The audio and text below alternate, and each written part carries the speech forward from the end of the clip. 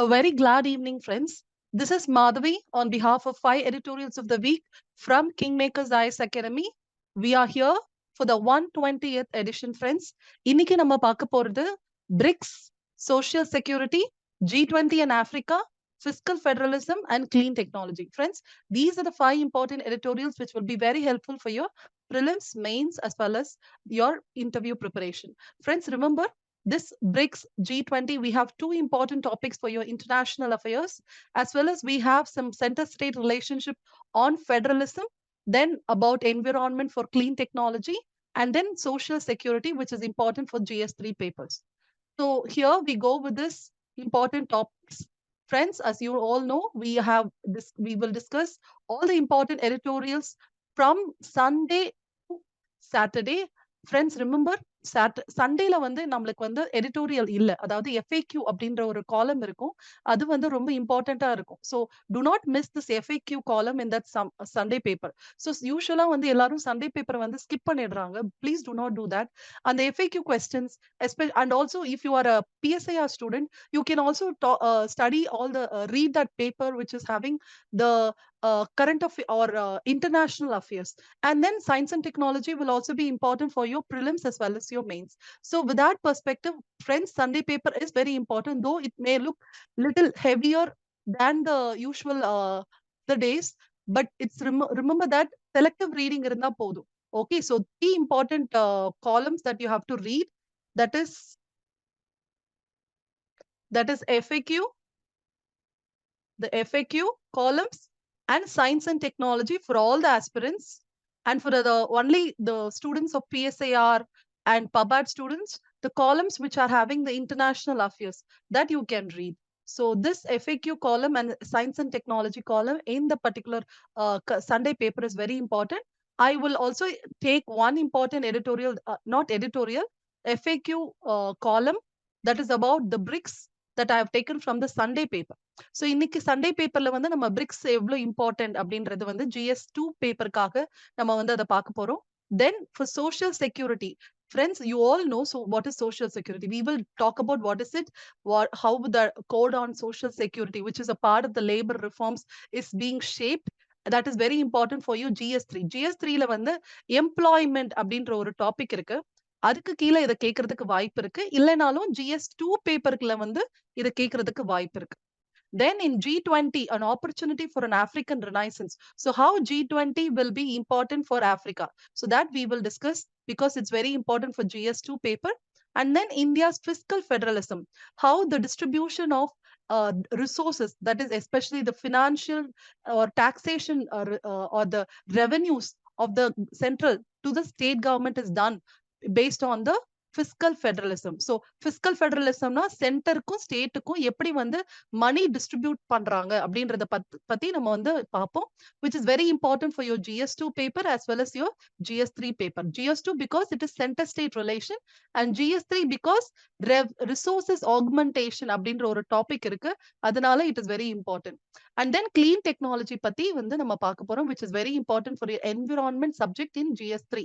So inclusive green future எப்படி நம்ம இந்தியாவுக்கு வந்து frame பண்றது அப்படின்றத பத்தி we will see in that last editorial. So these are the 5 important editorials. I'm very happy to discuss with you all about this very important editorial. So BRICS G20, social security na என்ன, fiscal federalismல எப்படி 15th finance commission, 16th finance commission இதெல்லாம் இருக்கு, அப்புறம் clean technologyல வந்து என்ன மாதிரி இது ஏதாச்சும் ப்ரோக்ராம்ஸ் இருக்கா இல்ல ஸ்கீம்ஸ் இருக்கா, இதெல்லாம் பாத்தீங்கன்னா உங்க ப்ரிலிம்ஸ்க்கு வெரி இம்பார்ட்டண்டா இருக்கும்.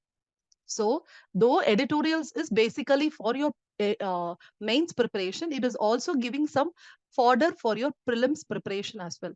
So remember that, and let's go with the detail of this particular editorials. Now, why is BRICS summit very important for India? This was an FAQ column of this Sunday paper.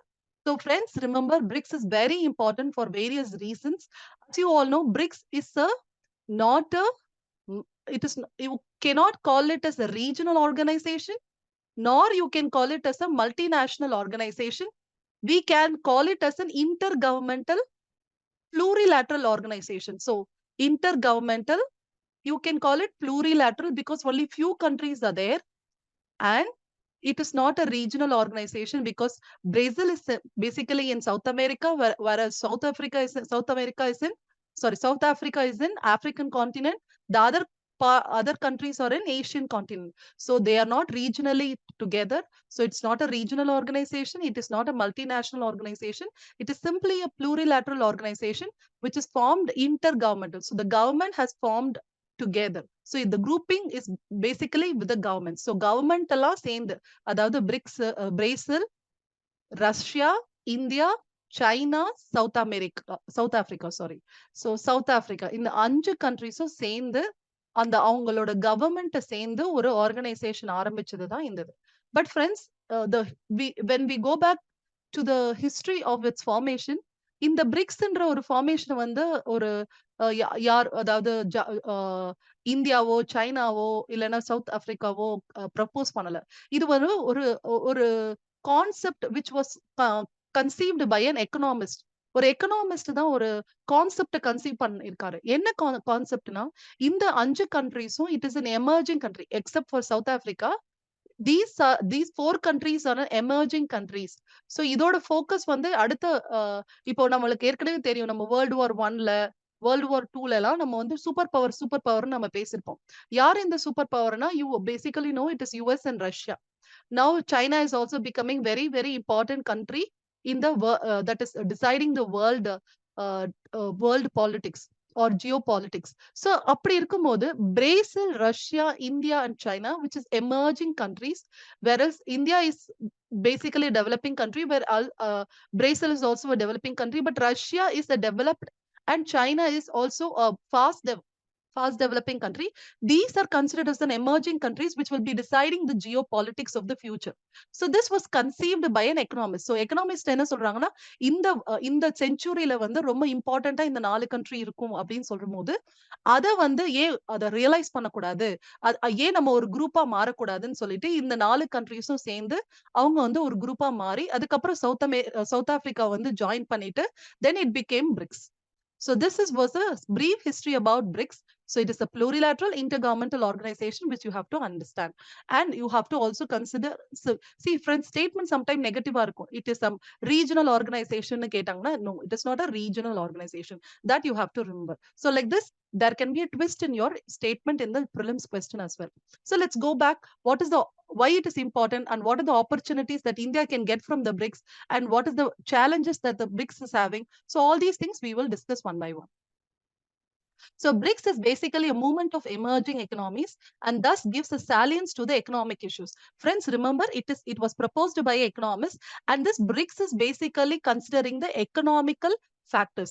அதாவது எக்கனாமிக்கலா எப்படி நம்ம இந்த 5 கண்ட்ரிஸும் develop பண்றது, டுகெதரா, கொலாபரேட்டடா அப்படின்றது தான் இது. இது வந்து ஒரு பொலிட்டிக்கல் கான்செப்டோ இல்ல ஒரு ஸ்ட்ராட்டஜிக் கான்செப்டோ இல்ல. இது ஒரு எக்கனாமிக் கான்செப்ட்ல ஒரு ஃபார்ம் பண்ண ஒரு ஆர்கனைசேஷன் தான். இந்த ஆர்கனைசேஷன் வந்து they wanted to develop the economy together. Not only their own country's economy, but entire world's economy, especially the global south. So global south வந்து, especially the global south is consisting of all developing countries. So அந்த developing countryயை நம்ம develop பண்ணணும் அப்படின்ற ஒரு கான்செப்ட்ல தான் BRICS வந்து உருவாயிருக்கு. And so it is only considering the economic issue and it is not having any fodder for strategic or political issue. But always if you think about economy, politics-உம் strategic ஆஸ்பெக்டும் கூடவே சேர்ந்து வந்துரும். சோ அதனால வந்து என்னென்ன சேலஞ்சஸ் வந்து இதுக்கு வந்து இருக்கு, பொலிட்டிக்கலா ஸ்ட்ராட்டஜிக்கலா அப்படின்றத நம்ம பார்க்கலாம். பட் எக்கனாமிக்கலா தான் இந்த குரூப்பை வந்து ஃபார்ம் பண்ணிருக்காங்க. So that the people in BRICS and the other countries in the global south are developing economically. This was the basic objective of this BRICS that you have to understand. This meets an important geopolitical and geo-economic moment. Okay, because இது இப்போ வந்து அதாவது the 15th summit இப்ப நடக்க போகுது. இந்த 15th summit பாத்தீங்கன்னா, இந்த பிரிக்ஸோட சம்மிட் பாத்தீங்கன்னா, இதுக்கு முன்னாடி இப்பதான் after a long time, after this COVID, Russia Ukraine war, a lot of problems, we are we are conducting this BRICS meeting face to face. So வந்து இதுக்கு முன்னாடி வீடியோ கான்ஃபரன்சிங்ல நடந்தது. இப்போ வந்து face to face வந்து கண்டக்ட் பண்றாங்க. So it is very important. Already you know why it is important. Because BRICS வந்து இதுல முக்கியமான countries யார் யார் இருக்காங்கன்னு தெரியும். அதுக்கப்புறம் மிச்சம் ஏன் இம்பார்ட்டன்ட்றது நம்ம பேசலாம். So first ஏன் important? Because after COVID and Russia Ukraine war and lots of other economical issue, this BRICS is being conducted in a face to face manner after the 14th summit, which was conducted in a video conferencing. So இதுதான் first importance. So first important ஏன்னா first in-person summit நடக்க போகுது since 2019ல. So this is the first important why BRICS is very important now. And BRICS deliberations are perceived to carry a counter-Western slant. Friends, remember, though it is only economical grouping, we also have a political angle to it. So political angle என்ன? இந்த எல்லா கண்ட்ரிஸும் பாத்தீங்கன்னா இதுல especially இப்ப Russia China பாத்தீங்கன்னா it is having a so these are a communist country.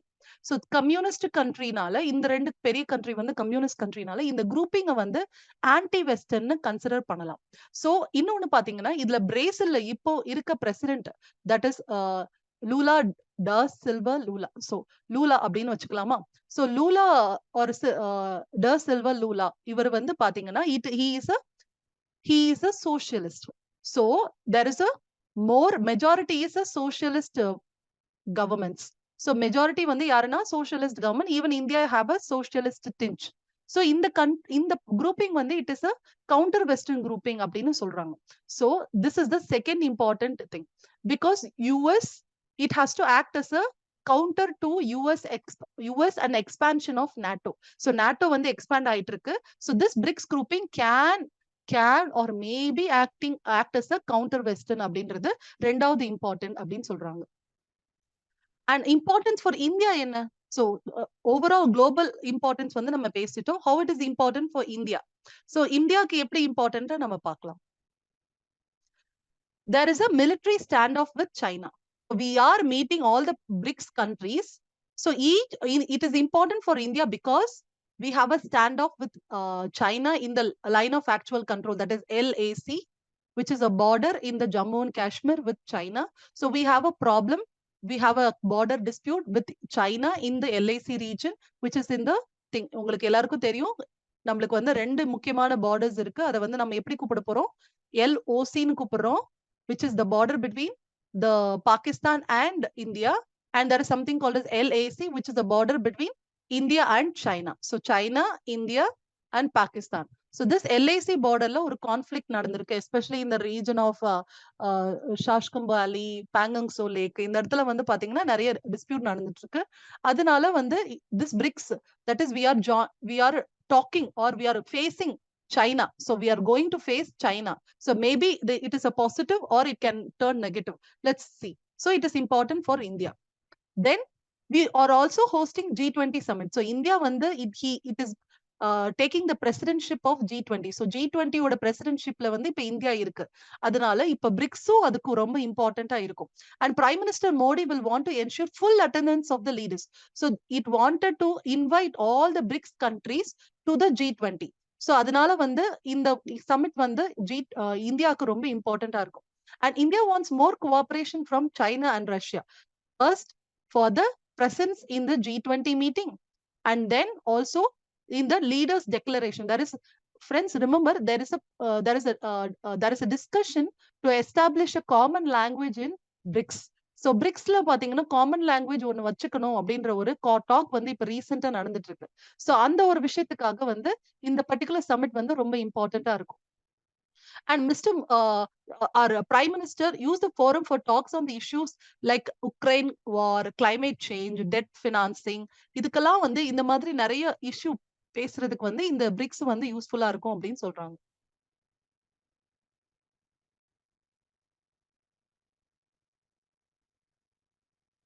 Next, what is a quagmire? Quagmire is what is the conflict? What is the problem? இத பத்தி நம்ம பேசணும். Friends, remember எப்பயுமே உங்க ஆன்சர் ரைட்டிங்ல வந்து நீங்க வந்து சைட் ஹெட்டிங்ஸ் யூஸ் பண்ணுவீங்க. அப்போ வந்து ஒரு ஜென்ரலா வந்து பாட்டில் நெக்ஸ், லாக்குனாஸ், சேலஞ்சஸ்ன்னு எழுதுறது வந்து ஒரு சாதாரண விஷயம். பட் எஸ்ஸேன்னு வரும்போது நீங்க வந்து இந்த குவாக்மயர் இந்த மாதிரி நான் வந்து யோசிச்சு இந்த மாதிரி சைட் ஹெட்டிங்ஸ் போடுறது வந்து நீங்க உங்களோட இது எஸ்ஸேல யூஸ் பண்ணீங்கன்னா வந்து ரொம்ப யூஸ்ஃபுல்லா இருக்கும். So use such side topics in your essays, not for mains GS papers, but you can use it for your essay paper. So this is very important. So Quagmire, what is a Quagmire? There is a problem with Russia. So Russia, as you all know, it is in war with Ukraine. And also there was a problem, that is ICC, that is International Criminal Court, has issued a sanction, or it issued a warrant to arrest Putin. So ICC is the International Criminal Court. It has issued a warrant because Putin is the reason for that aggression on the Ukraine. So this is very important because the meeting, that is the BRICS summit, is happening in the South Africa. So BRICS summit is there in South Africa. So Putin is having a problem with ICC. And you also know South Africa is a member of this ICC. It is a signatory of the ICC. So it should obey the ICC's orders. So, but ICC has issued a warrant on Putin. So the South Africa cannot let Putin to come to South Africa, because if at all Putin is coming to South Africa, it should catch, or it should imprison Putin and have to give it to ICC. But this is not happening because Putin is not coming by mutual agreement. So Putin is not visiting South Africa because of certain issues. He have not mentioned it. So mutual agreement la Putin வந்து இந்த BRICS meeting க்கு வரல. Maybe he will attend in a video conferencing, I hope. So let's wait for that. And opportunities, what are the opportunities through BRICS? South Africa has also invited all the 55 members of the African Union. So in BRICS மூலமா Africa நிறைய விஷயம் எடுத்துக்கிறதுக்காக பிரிக்ஸோட important member South Africa வந்து African யூனியனோட all 55 மெம்பர்ஸையும் கூப்பிட்டிருக்காங்க. So that the BRICS grouping can deliberate on the problems of the African countries, and it can do something for the African countries. And the leaders of the BRICS will confer among themselves, that is BRICS Africa Outreach Program and BRICS Plus Dialogue. So BRICS Plus Dialogue is basically to add members to the BRICS. So BRICS வந்து வெறும் 5 countries இருக்குது. இப்போ வந்து நிறைய members வந்து அதுல join பண்ணலாம்னு சொல்லிட்டு BRICS Plus Dialogueன்னு ஒரு dialogue வந்து ஆரம்பிச்சிருக்காங்க. அப்புறம் ஆப்பிரிக்காக்கு நிறைய அவுட்ரீச் ப்ரோக்ராம் பண்ணலாம், அவங்களுக்கு லோன் கொடுக்கலாம், அவங்களுக்கு இன்ஃப்ராஸ்ட்ரக்சர் கொடுக்கலாம், அவங்களுக்கு வந்து நிறைய சோஷியல் சர்வீஸ் பண்ணலாம் அப்படின்னு சொல்லிட்டு பிரிக்ஸ் ஆப்பிரிக்கா அவுட்ரீச்னு சொல்லிட்டு ஒரு அவுட்ரீச் ப்ரோக்ராமும் ஸ்டார்ட் பண்ணிருக்காங்க. And there is a problem, that is, if you understand G7 BRICS, இங்க வந்து G7ஐயும் BRICS-ஐயும் கம்பேர் பண்ணிருக்காங்க. That is G7, if you know, G7 is consisting of all the countries which are developed. So developed countries இருக்கிறது. But BRICS is having developed as well as developing nations. Okay. So developed and developing nations, if you consider this, if you understand both, Goldman Sachs paper என்ன சொல்றாங்கன்னா, the fastest growing developing economies are not in the G7 but is in the BRICS. So they held their first summit in 2009 and inducted South Africa in 2010. So வந்து இங்க பாத்தீங்கன்னா G7 வந்து ஒரு developed economies ஓட grouping, but BRICS வந்து ஒரு developed as well as developing economy ஓட grouping, and it is very emerging. இப்போ G7 ஓட BRICS தான் ரொம்ப important அப்படின்னு சொல்றாங்க. So let's wait for what are the outcomes of this BRICS summit. அதை வச்சுதான் நம்ம வந்து whether BRICS is very relevant, whether BRICS is becoming strong, அதெல்லாம் வந்து நம்ம வந்து அனலைஸ் பண்ண முடியும். Next, positive trajectory for BRICS. So என்னென்ன developments இதுவரை BRICSல நடந்திருக்கு, என்ன positive developments? So this is very important for us to understand the critical analysis of BRICS. So BRICSல என்னென்ன நடந்திருக்கு? They have developed a new development bank to provide funding to the infrastructure. So new development bank is an alternative to the World Bank and the IMF. This is to provide the funding for the developing countries. Because IMFல எல்லாம் என்ன பிரச்சனைனா, IMF is giving the money only on conditions. But new development bankல வந்து BRICS என்ன பண்ணும்னா, it will give the funding without any conditions for the development of the society, for the development of the infrastructure in a very underdeveloped countries. So அதனால வந்து this is very important outcome of this BRICS. And there is something others. Contingency reserve arrangement. Friends, again, IMF is providing fund for if there is any current account balance problem. ஏதாச்சும் ஒரு கண்ட்ரில வந்து current account, அதாவது import வந்து அதிகமா இருந்து export கம்மியா இருந்ததுன்னா அவங்களால எக்ஸ்போர்ட்டுக்கு வந்து இம்போர்ட்டுக்கு வந்து அவங்களால மணி பே பண்ண முடியாம ஒரு கண்டிஷன்ல வந்து கண்டிஜென்சி அமௌண்ட்னு சொல்லிட்டு IMF கொடுக்கும். அந்த அமௌண்ட் வந்து இப்ப பிரிக்ஸும் கொடுக்குது. சோ பிரிக்ஸ் வந்து ஏதாச்சும் கண்ட்ரி வந்து கரண்ட் அக்கௌண்ட் பேலன்ஸ்ல பிரச்சனை இருந்ததுன்னா it is giving money through this contingency reserve arrangement. And also there is an R&D center for vaccines and various other developments have been done by the BRICS. So it's very, very growing strong அப்படின்னு நம்ம சொல்லலாம். So BRICS is growing very strong, more than G7 அப்படின்னு கூட நம்ம சொல்லலாம். And more broadly, it sees as an attractive alternative to the G7, that is developed countries club.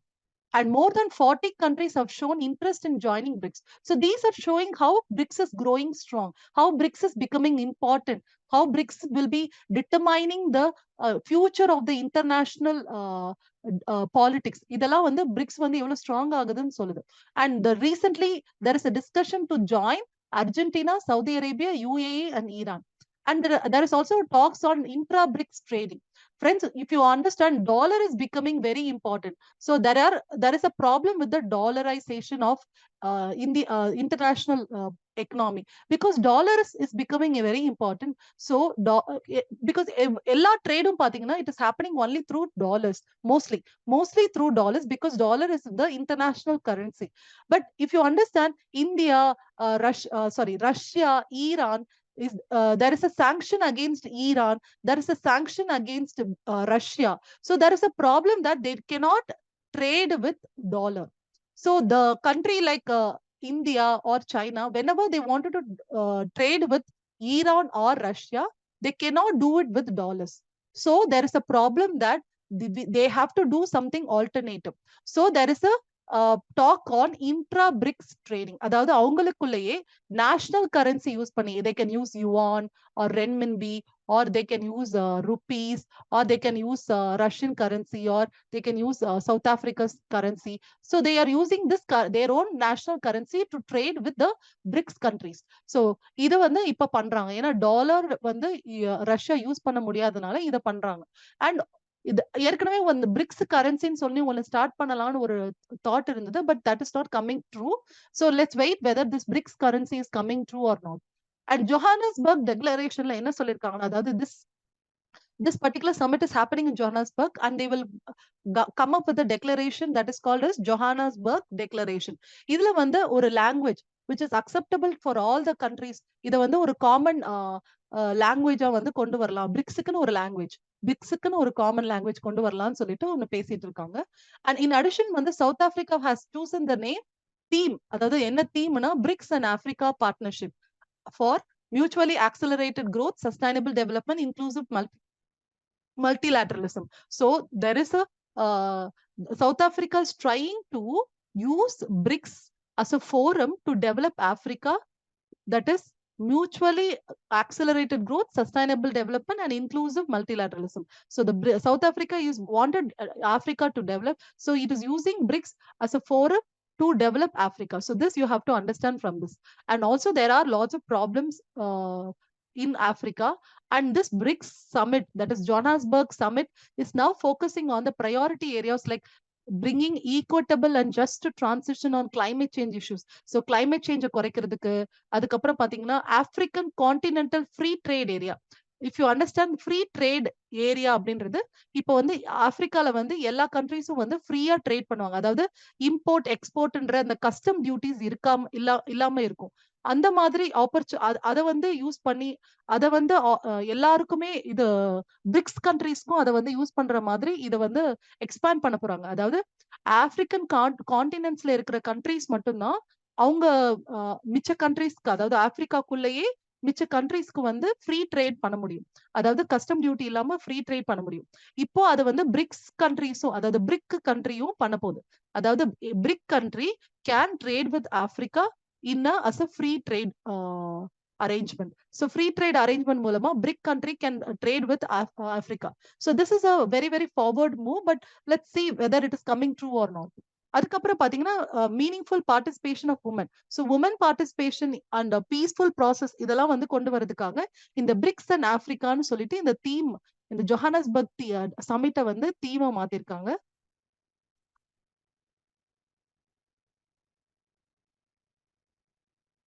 Then BRIC has weathered several storms. So BRIC has weathered several storms. அதாவது நிறைய பிரச்சனையை வந்து தாண்டி தான் வந்து பிரிக்ஸ் வந்து வந்திருக்கு. Especially it has said that it is a counter narrative for the Western led G7. Friends, remember Western countries which is having G7, IMF. See, IMF and other international economical bodies or groupings are very Western dominated.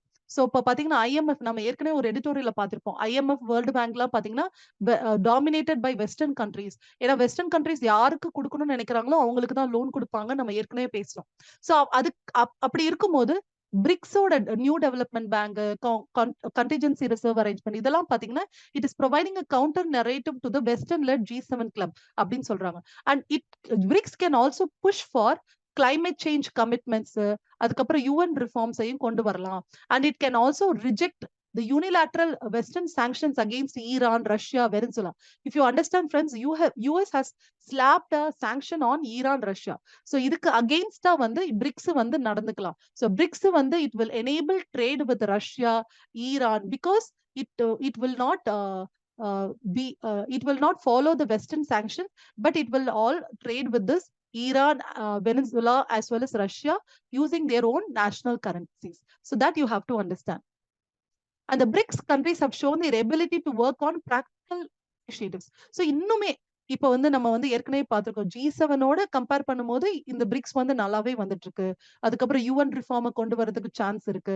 Climate change வந்து குறைக்கிறதுக்கு chance இருக்கு. So BRICS வந்து ஒன்னா சேர்ந்து நடந்தா வந்து நிறைய விஷயம் நடக்கலாம் அப்படின்னு நம்ம சொல்லும் போது இன்னொன்னு நிறைய பண்ணிட்டு இருக்காங்க. அதாவது பிரிக்ஸ் வந்து நிறைய ப்ராக்டிக்கல் இனிஷியேட்டிவ்ஸ் எடுத்துட்டு இருக்காங்க. And if you also understand the strength of this BRICS, if you understand by populations, the BRICS country is very strong.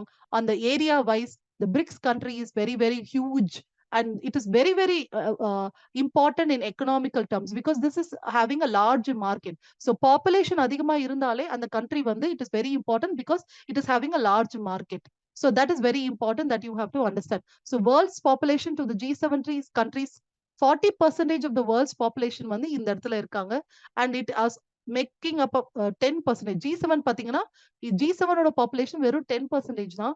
ஆனா பிரிக்ஸோட பாப்புலேஷன் வந்து 40% of the world population.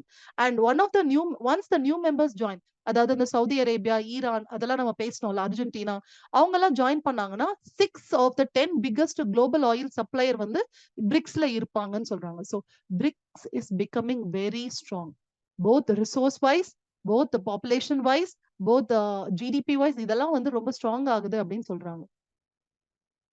What are the challenges? So எப்பயுமே ஒரு இது positive இருக்கும்போது ஒரு பிரச்சனையும் இருக்கும். So what are the challenges? The challenges is there is a problem in the actions of the countries. So they are falling short of the coherence of purpose. So எல்லாருமே ஒரே கோலை நோக்கி போகல. So எல்லாருமே ஒரே பர்பஸ் வச்சு நடக்கல. So everybody is having their own national interest and that is having conflict of interest. So especially if you consider India and China, there is a conflict between India and China on the borders, on many other issues. And if you understand, there are problems like ஈரானுக்கும் Saudi அரேபியாவுக்கும் ஒத்து வரவே வராது. So அவங்களே ரெண்டு பேரையும் வந்து நம்ம மெம்பரா பிரிக்ஸோட மெம்பரா ஆக்கணும்னா எப்பயுமே கிளாஷஸ் நடக்கும். So all these are a problem. And Saudi Arabia UAE இப்போ ரீசெண்டா வந்து பாத்தீங்கன்னா அவங்க ரெண்டு பேருக்குமே பிரச்சனை நடந்தது. So if you are considering to add Iran, Saudi Arabia, UAE to BRICS, it will always create conflict rather than cooperation. That is what the problem is. And then problem is anti-Western stance. அதாவது இந்த பிரிக்ஸை வந்து நம்ம anti western பார்த்தோம்னா அதுவும் ஒரு பெரிய பிரச்சனை தான். ஏன்னா அப்படி பார்த்தோம்னா வந்து இது will create a lots of hiccups with the US. So US ஓட நிறைய பிரச்சனை கிரியேட் பண்ணும் இந்த பிரிக்ஸ். ஏன்னா if US is suspicious about BRICS, US வந்து இல்ல இந்த பிரிக்ஸ் வந்து ரொம்ப ரொம்ப தப்பான ஒரு விஷயம், ஏன்னா நம்மளோட எனிமியா இருக்கும் அப்படின்னு நினைச்சோம்னா then the BRICS cannot grow. That is another problem. And Russia's invasion of Ukraine is another problem because Russia is a member of BRICS and the other members, if they're not talking, not telling the Russia to stop the war, then again it's creating problems Because if you understand, there was a UN voting against Russia, but all the BRICS members abstained from this. Not every member abstained, but some members abstained. That is, they didn't vote. Some members were absent. Like this, there is a problem that the BRICS were not strong against Russia to stop war. So Russia வந்து நீங்க வாரை stop பண்ணுங்கன்னு சொல்லல BRICS. So அதுவுமே ஒரு பெரிய challenge தான். BRICS என்ன பண்ண போகுது? ரஷ்யா வந்து வாரை ஸ்டாப் பண்ணணும்னு சொல்லணும், ஆனா சொல்ல மாட்டேங்குது. ஸோ என்ன பண்ண போகுதுன்றது இங்க வந்து ஒரு கேள்வி. And the Indian official will also look for a language proposed by China. What is the language? அதாவது சைனா எந்த மாதிரி நடந்துக்குது? அதாவது BRICS, China is giving importance to the Belt and Road Initiative. But we have an issue with the Belt and Road Initiative for various reasons, friends. Because China would a Belt and Road Initiative வந்து டிரான்ஸ்பரண்டா இல்ல. So it is very opaque. So என்ன China பண்ணணும்னு யாருக்குமே தெரியாது. இன்னொன்னு வந்து நிறைய countries வந்து பெல்ட் அண்ட் ரோட் இனிஷியேட்டிவ் மூலமா டெட் ட்ராப்ல வந்து மாட்டிக்கிட்டாங்க. So this China is following a debt diplomacy. So that is a problem. Another problem is it is passing through this. One of the Belt and Road Initiative is passing through Pakistan, that is in the Pakistan occupied Kashmir. That is CPEC என்ற ஒரு initiative வந்து it is passing through the Kashmir region, which is illegally occupied by Pakistan. So that is affecting our border sovereignty of India, or territorial integrity of India. So we don't support the Belt and Road Initiative. But China is pushing for this Belt and Road Initiative in the BRICS. So it will be a problem for us to sit along with China in the BRICS. And India has refused to sign onto the economy roadmap at this SCO meeting because of the Belt and Road Initiative. ஏன்னா ஏதாச்சும் ஒரு economy road மேப்புக்கு நம்ம okay சொன்னோம்னா it is indirectly telling that we are supporting the Belt and Road Initiative, which we will never do. So this is another problem. And what is the conclusion? We have to follow a shared prosperity and democratic model of governance. So BRICS should be governed through democratic system, as well as we all wanted to have a shared prosperity. So எல்லாருமே சேர்ந்து வளரணும் அப்படின்னு நினைக்கணும். And India must therefore keep an eye firmly fixed on its goal. இந்தியாவுக்கு என்ன ஒரு India எப்படி வந்து இதை வந்து நேவிகேட் பண்ணணும்னா, it should not create BRICS as a anti-Western. It should follow a path of non-alignment, or it has to follow a path of multi-alignment. So it has to balance the interest with the BRICS as well as with the US. So that is very, very important. And also it has to influence, it has to moderate the influence of China in the non-Western forums. So China வந்து over power பண்றதை வந்து நம்ம தடுக்கணும். ஏன்னா பிரிக்ஸ்லயும் பாத்தீங்கன்னா இப்ப வந்து Russia வந்து டவுன் ஆயிடுச்சு, பட் சைனா ரொம்ப எமர்ஜ் ஆயிருக்கும் போது சைனா சொல்றதெல்லாம் மிச்ச கண்ட்ரிஸ் கேட்கிற மாதிரி ஆயிடும். ஸோ யூஎஸ் ஸோ சைனாவோட அக்ரெஷனையும் சைனாவோட டாமினேஷனையும் வந்து பிரிக்ஸ்ல வந்து குறைக்கிறதுக்கும் இந்தியா வந்து ட்ரை பண்ணணும் அப்படின்னு சொல்லிட்டு இந்த ஆத்தர் சொல்றாரு. And asserting itself as a non western global forum, அதை வந்து பண்ணவே கூடாது. India should balance both BRICS as well as the US or Western forums. So that's very important. That's challenging also, but it's very important for us to do that. So India has to balance between the BRICS as well as with the US, because US may be suspicious of BRICS becoming anti-Western. So it should balance the both, and it should multi-align. And what is the background of BRICS? We all know BRICS is consisting of 5 countries. It started in 2001, and there was a formalization in the 2006. South Africa joined in 2010.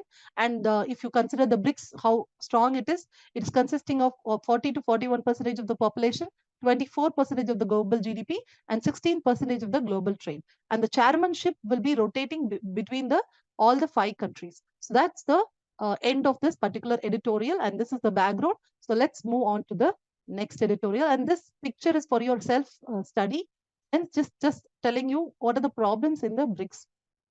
BRICS, basically each of the countries, what are the problems. Though it may be very old picture, but it may be relevant for us to now.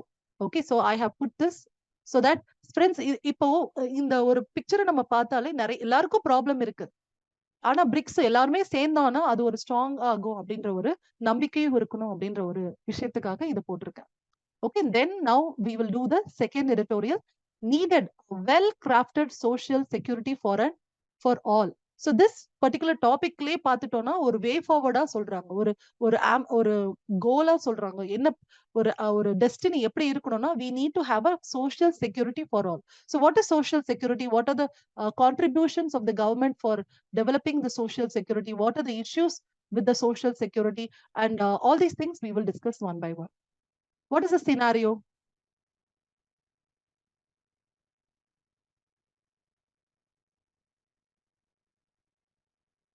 The scenario is this. Around 53%.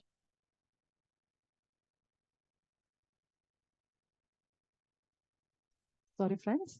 So around 53% of the salaried workforce. Friends, remember, we have workforce differently. சில பேர் பாத்தீங்கன்னா salaried-ஆ இருப்பாங்க. So you all know the difference between the labor force and the workforce. People who are interested in working and who are searching for a job, they are part of the labor force. So labor force na யாரெல்லாம் வந்து வேலைக்கு join பண்ணணும், வேலையை வந்து தேடிட்டு இருக்காங்களோ அவங்க எல்லாம் labor force. Who are all the part of the workforce? Those people who are who got the job, so who are working. So these people are part of the workforce. ஆனா இந்த workforceலயே நிறைய விதம் இருக்கு. Those people who are salaried, regular salaried workers, there can be contractual workers, there can be gig workers, there can be platform workers, there can be part-time workers. So all these people are part of the workforce. So workforceலயும் பாத்தீங்கன்னா informal செக்டர்ல work பண்றவங்க, formal செக்டர்ல work பண்றவங்கன்னு இருக்காங்க. So இதுலயுமே informal செக்டர்லயும் சரி, formal செக்டர்லயும் சரி, full டைமா work பண்றவங்க இருக்காங்க, part டைமா ஒர்க் பண்றவங்க இருக்காங்க. இந்த பார்ட் டைமா ஒர்க் பண்றவங்கள தான் கிக் ஒர்க்கர்ஸ்னு சொல்றாங்க. இதே வந்து ஆன்லைன்ல ஒர்க் பண்றவங்கள பாத்தீங்கன்னா பிளாட்ஃபார்ம் ஒர்க்கர்ஸ்னு சொல்றாங்க. So this is a very very short definition that is given in the labor reforms. So labor reformsல உங்களுக்கு ஏற்கனவே தெரியும், labor reformsல வந்து we have a 4 codes.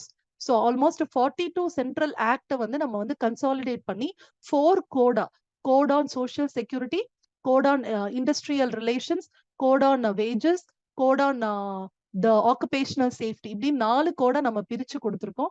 இதுல வந்து கோட் ஆன் சோஷியல் செக்யூரிட்டில பாத்தீங்கன்னா இத வந்து அந்த முக்கியமா கோட் ஆன் சோஷியல் செக்யூரிட்டிக்கு ரிலேட்டட் தான் இந்த பர்டிகுலர் டாபிக். ஸோ சோஷியல் செக்யூரிட்டினா என்ன? Social security is providing security for the people who are in part of the work force.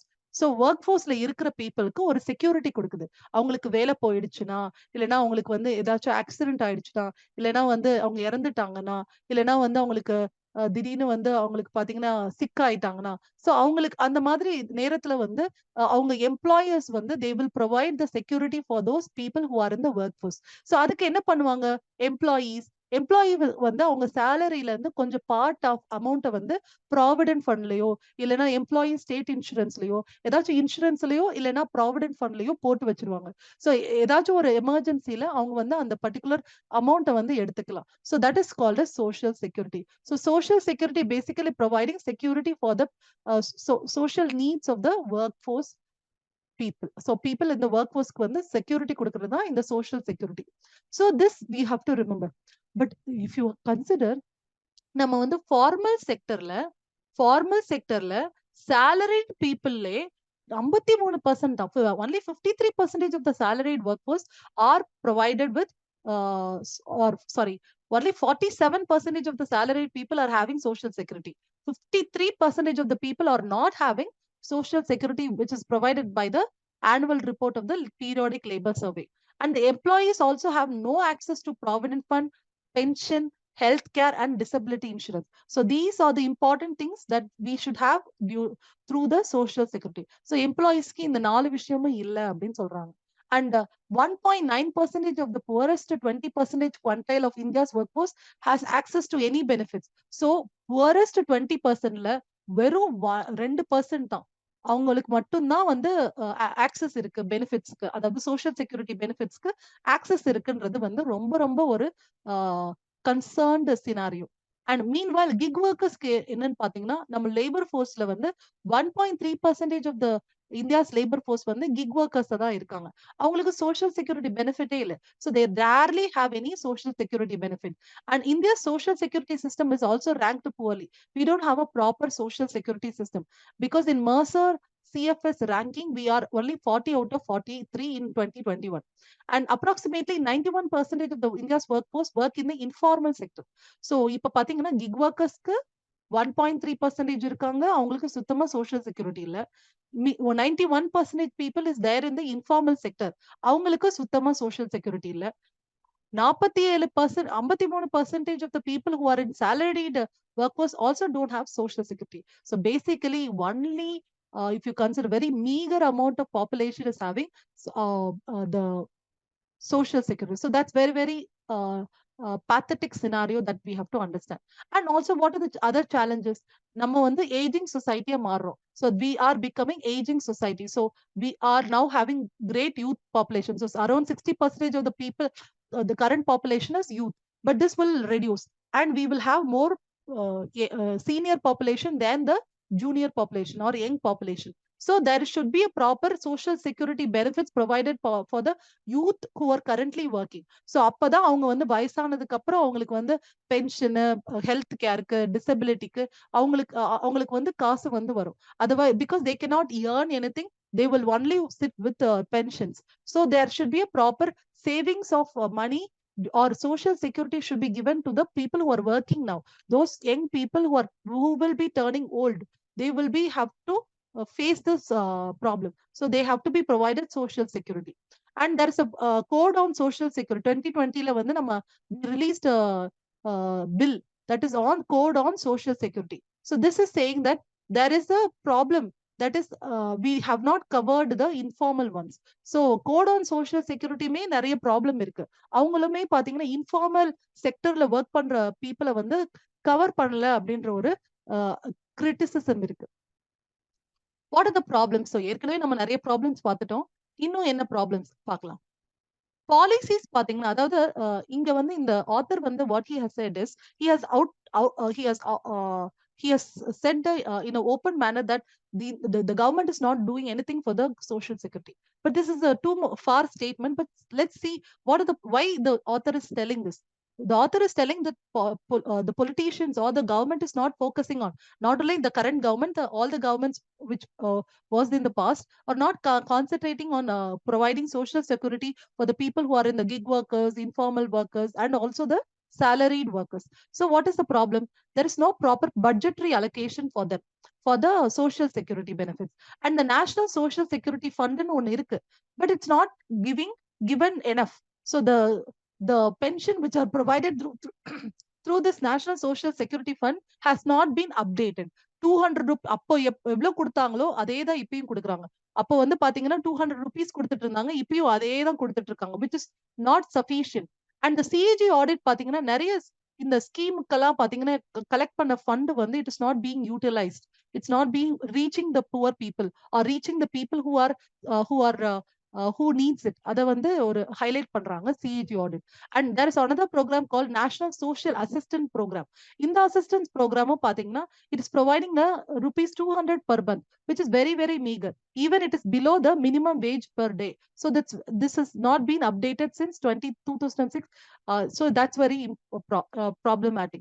And also the CAG has noted that there is a cess collected for providing social security. But again, this money collected through the cess is not being utilized properly. And in Haryana, the CAG noted that direct benefit scheme of state's social justice and empowerment department had been the transfer of 98.96 crore to the accounts of deceased beneficiary. But Haryana, yes, it is very good. There are certain state governments which are doing better. So the CAG has noted that Haryana is doing better. But the entire government or the central government is not doing enough for the social security, is what the author is saying. And what are the lessons from Brazil? If you understand, there are certain social security or social schemes which are very good in Brazil. So especially when it comes like Bolsa Familia.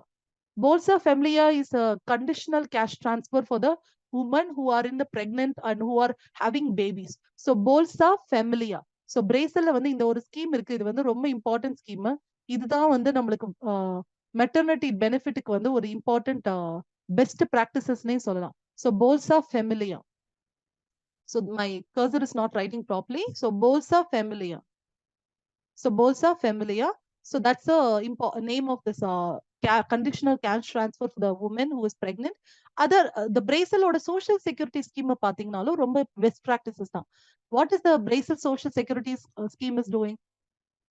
It is providing a contribution based substituting income loss for a worker whether in partial or full. So இது வந்து contribution based தான். நம்மளோட provident fund மாதிரி இதுவும் contribution based தான். It is providing any income loss and also accident நடந்தா இல்லைன்னா disability நடந்தா இதுக்கெல்லாம் வந்து சோஷியல் செக்யூரிட்டி கொடுக்கறதுக்கு வந்து இந்த particular scheme is providing. And even if there is any imprisonment then also it is providing the security. And unemployment இன்சூரன்ஸும் இது கொடுக்குது, ஹெல்த்துக்கும் இன்சூரன்ஸ் கொடுக்குது. அண்ட் இந்த கான்ஸ்டிடியூஷன்லயே வந்து இந்த சோஷியல் செக்யூரிட்டி ஸ்கீம்க்கு வந்து ப்ரொவிஷன்ஸ் இருக்கு. So this is not the case with India. And social security benefits can be availed through a simple phone call, or if you visit a bank, they will provide you money for the insurance. So this is very, very, very a good move, user friendly, and it's very, very important that is providing or empowering the citizens of Brazil. What is the positive step that happened in India? So India la enna madri step eduthirukanga na, you all know there is a code on social security which was released in 2020. This is to cover, enable social security for the urban and the rural poor, construction workers, and even for the gig workers and the platform workers, as well as the informal sector workers. But there are the problems in this particular code on social security, because this code on social security, if you understand, it is the employer who has to register and it's not the employee. Sorry, it is the employee who has to register and it's not the employer. So employee வந்து வாலண்டியரா பண்ணி அவங்க பண்ணாதான் இது பண்ணும். இன்னொன்னு awareness இல்ல. ஏன்னா awareness இல்லைன்னா அந்த எம்ப்ளாயீஸ்க்கு வந்து தெரியவே தெரியாது இப்படி ஒரு சோஷியல் செக்யூரிட்டி ஸ்கீம் இருக்கு, அதுல வந்து நம்ம காசு வந்து போட்டு வச்சிருந்தோம்னா நம்மளுக்கு வந்து வயசானது நம்மளுக்கு வந்து ரிட்டையர் ஆறதுக்கு அப்புறம் நம்மளுக்கு வந்து ஒரு பென்ஷன் வரும் அப்படின்ற ஒரு அவேர்னஸே இல்லாம இருக்கு.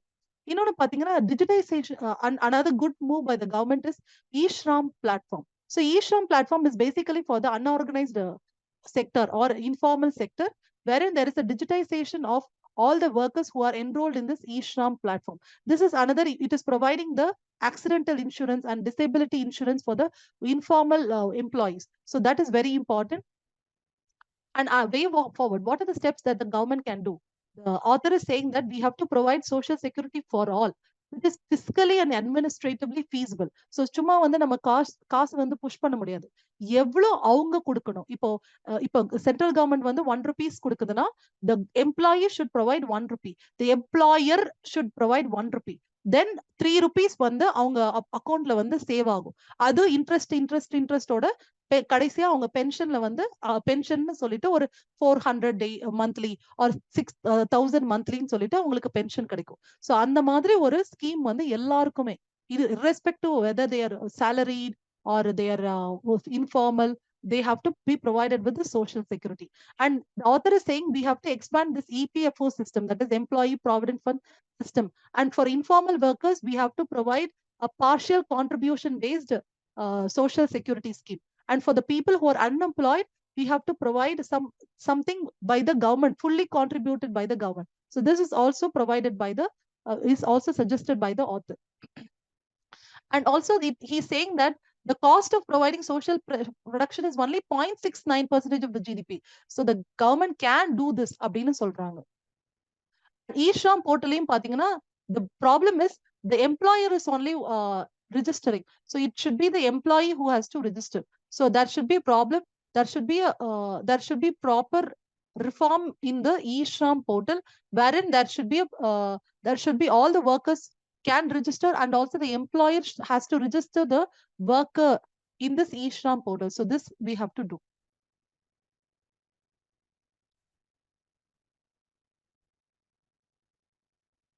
And the author is also saying that we have to expand this social security for the migrants also. So that's very important, because we have to because migrants are the important workers. They are forming a large part of the workforce. So we have to make the social security scheme portable. So benefits should be portable. That is very, very important, because that will benefit the migrant workers.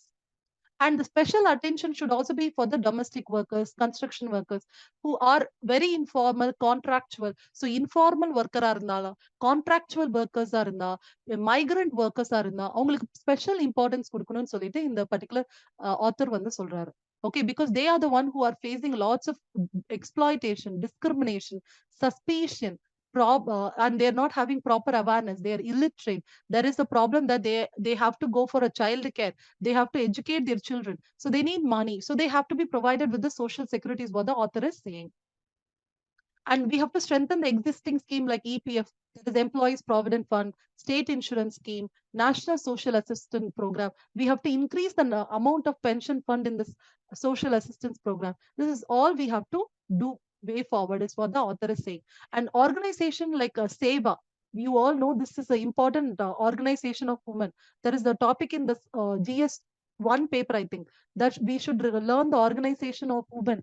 So this SEVA can help in bringing awareness to the workers in saving their money in the social security scheme. So this SEVA can create awareness campaigns to provide information on social security rights and along with services and schemes, so they can support the government in uh, creating awareness as well as bringing all the workers into the fold of social security schemes. So that's very important. And what is the conclusion? Because the jobs are becoming very, very demanding, and there is a lots of unemployment problem. There is a hire and fire policy, so there should be a proper protection of the workers, and they should be provided with the social securities, what the author is saying. And we have to consolidate the existing social security scheme. So though there is lots of social security schemes, they are very, very disaggregated. So we have to organize all the social security scheme. We have to consolidate and we have to provide one universal social security scheme for the entire labor force, is what the author is saying. That's very, very great idea, but we have to realize it very soon. And what is the code on social security? Friends, if you remember, there's a code on social security 2020. இதுல வந்து 9 laws வந்து consolidate பண்றாங்க. 9 central 9 laws, மொத்தமா 9 laws consolidate பண்ணி ஒரு code on social security கொண்டு வராங்க.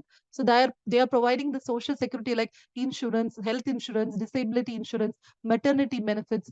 அதுக்கப்புறம் பாத்தீங்கன்னா construction எல்லா informal workers-யும் cover பண்றாங்க. So all these are provided through this code on social security. Friends, I would recommend you to read PRS.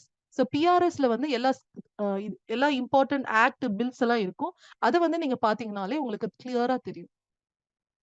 Then India's G20 opportunity for an African renaissance. So this came in August 25th editorial section. So G20 na enna? You all know G20 is consisting of all the 20 important countries in the world. And how G20 will be important for African renaissance. What is renaissance, friends? If you have studied history, renaissance na, it is an important you can say it is an awakening, or it is providing, or it is giving a questioning mind. So it is an enlightenment renaissance in நம்ம படிப்போம். It is awakening, or it is creating a modern world through rationality, through questioning. So these are the important aspects of renaissance. So what is African renaissance, friend? Why Africa needs renaissance?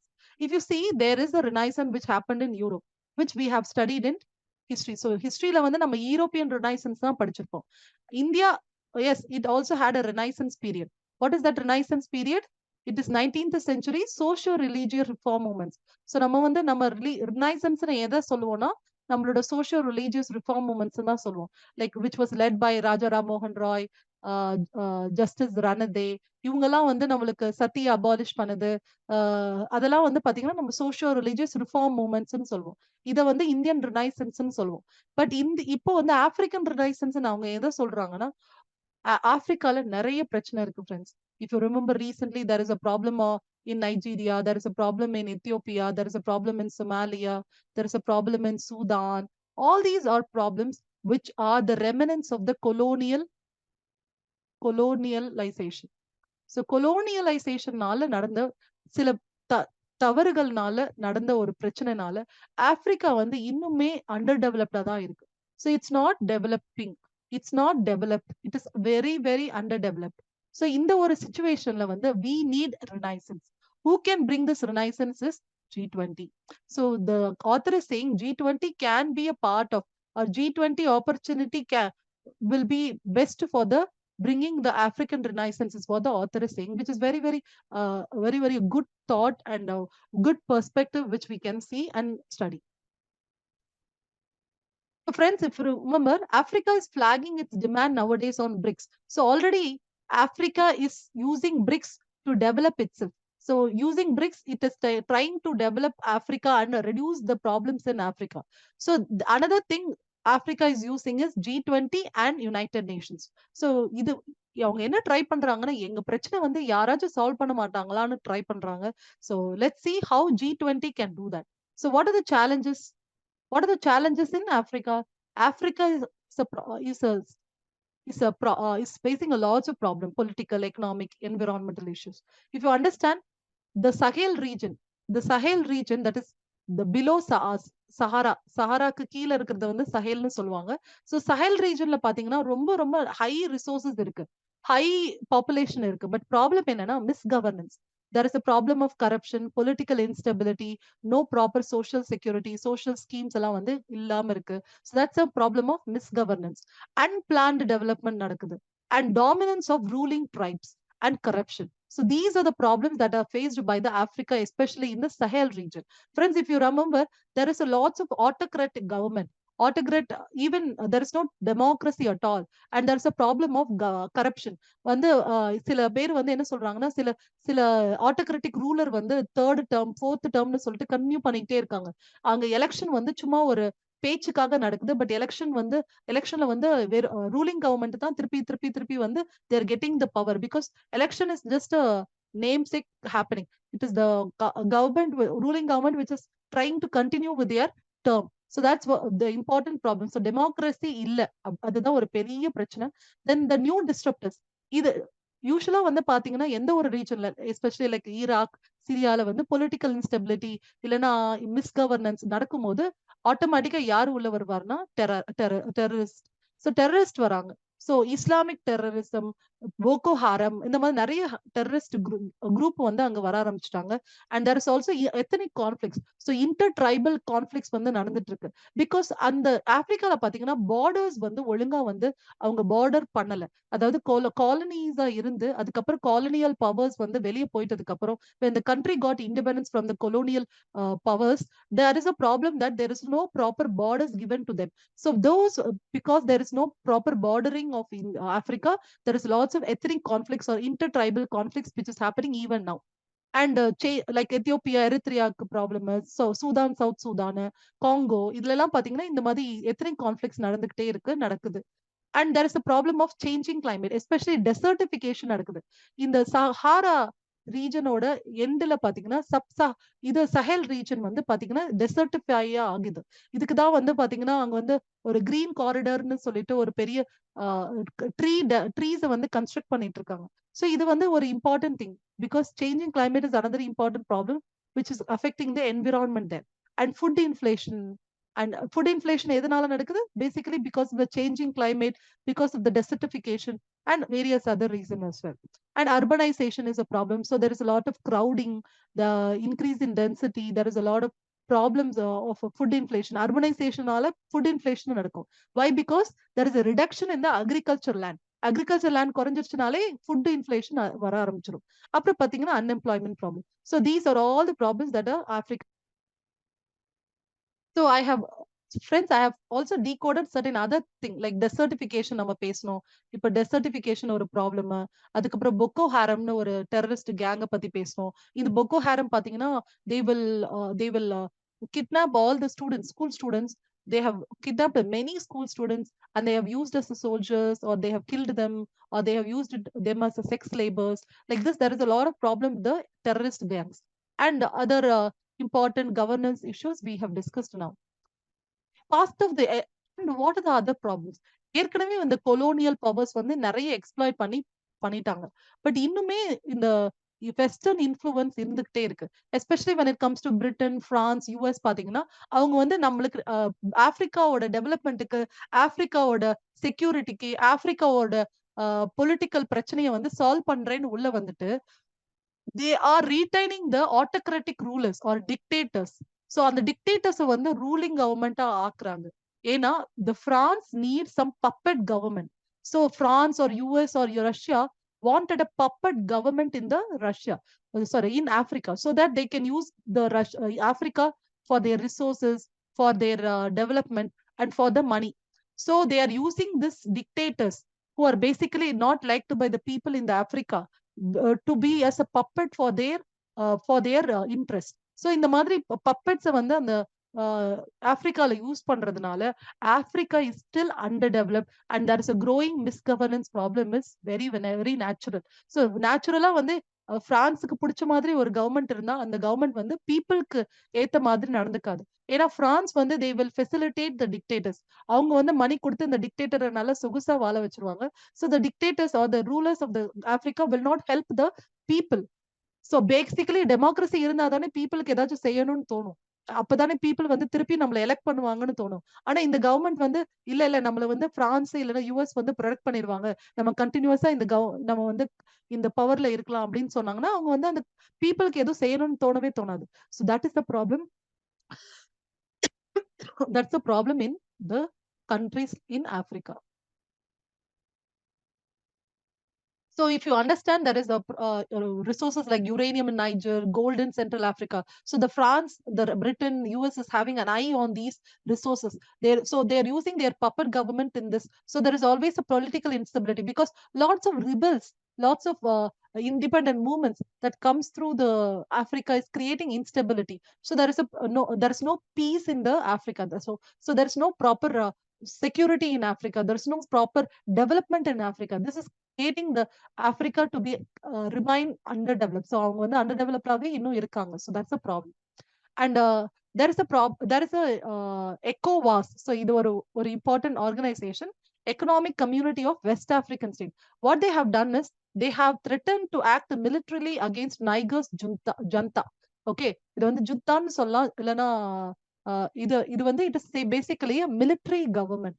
So வந்து நைகர்ல பாத்தீங்கன்னா நைகரோ இந்த நைகர்ல பாத்தீங்கன்னா இங்க வந்து democratically elected government இருந்தாங்க. But வந்து military வந்து அவரை வந்து தூக்கி போட்டுட்டு they became military started ruling the Niger. This is similar to Myanmar. So மியான்மர்ல யாருன்னா ஆங் சங் சூக்கின்னு ஒரு இண்டிபெண்ட் ஒரு டெமோக்ராட்டிக் லீடர் இருந்தாங்க. அதை வந்து மிலிட்டரி ரூல் வந்து தூக்கி எறிஞ்சு they become a ruler. So this happened in Niger also. So the people are rebelling against this military rule.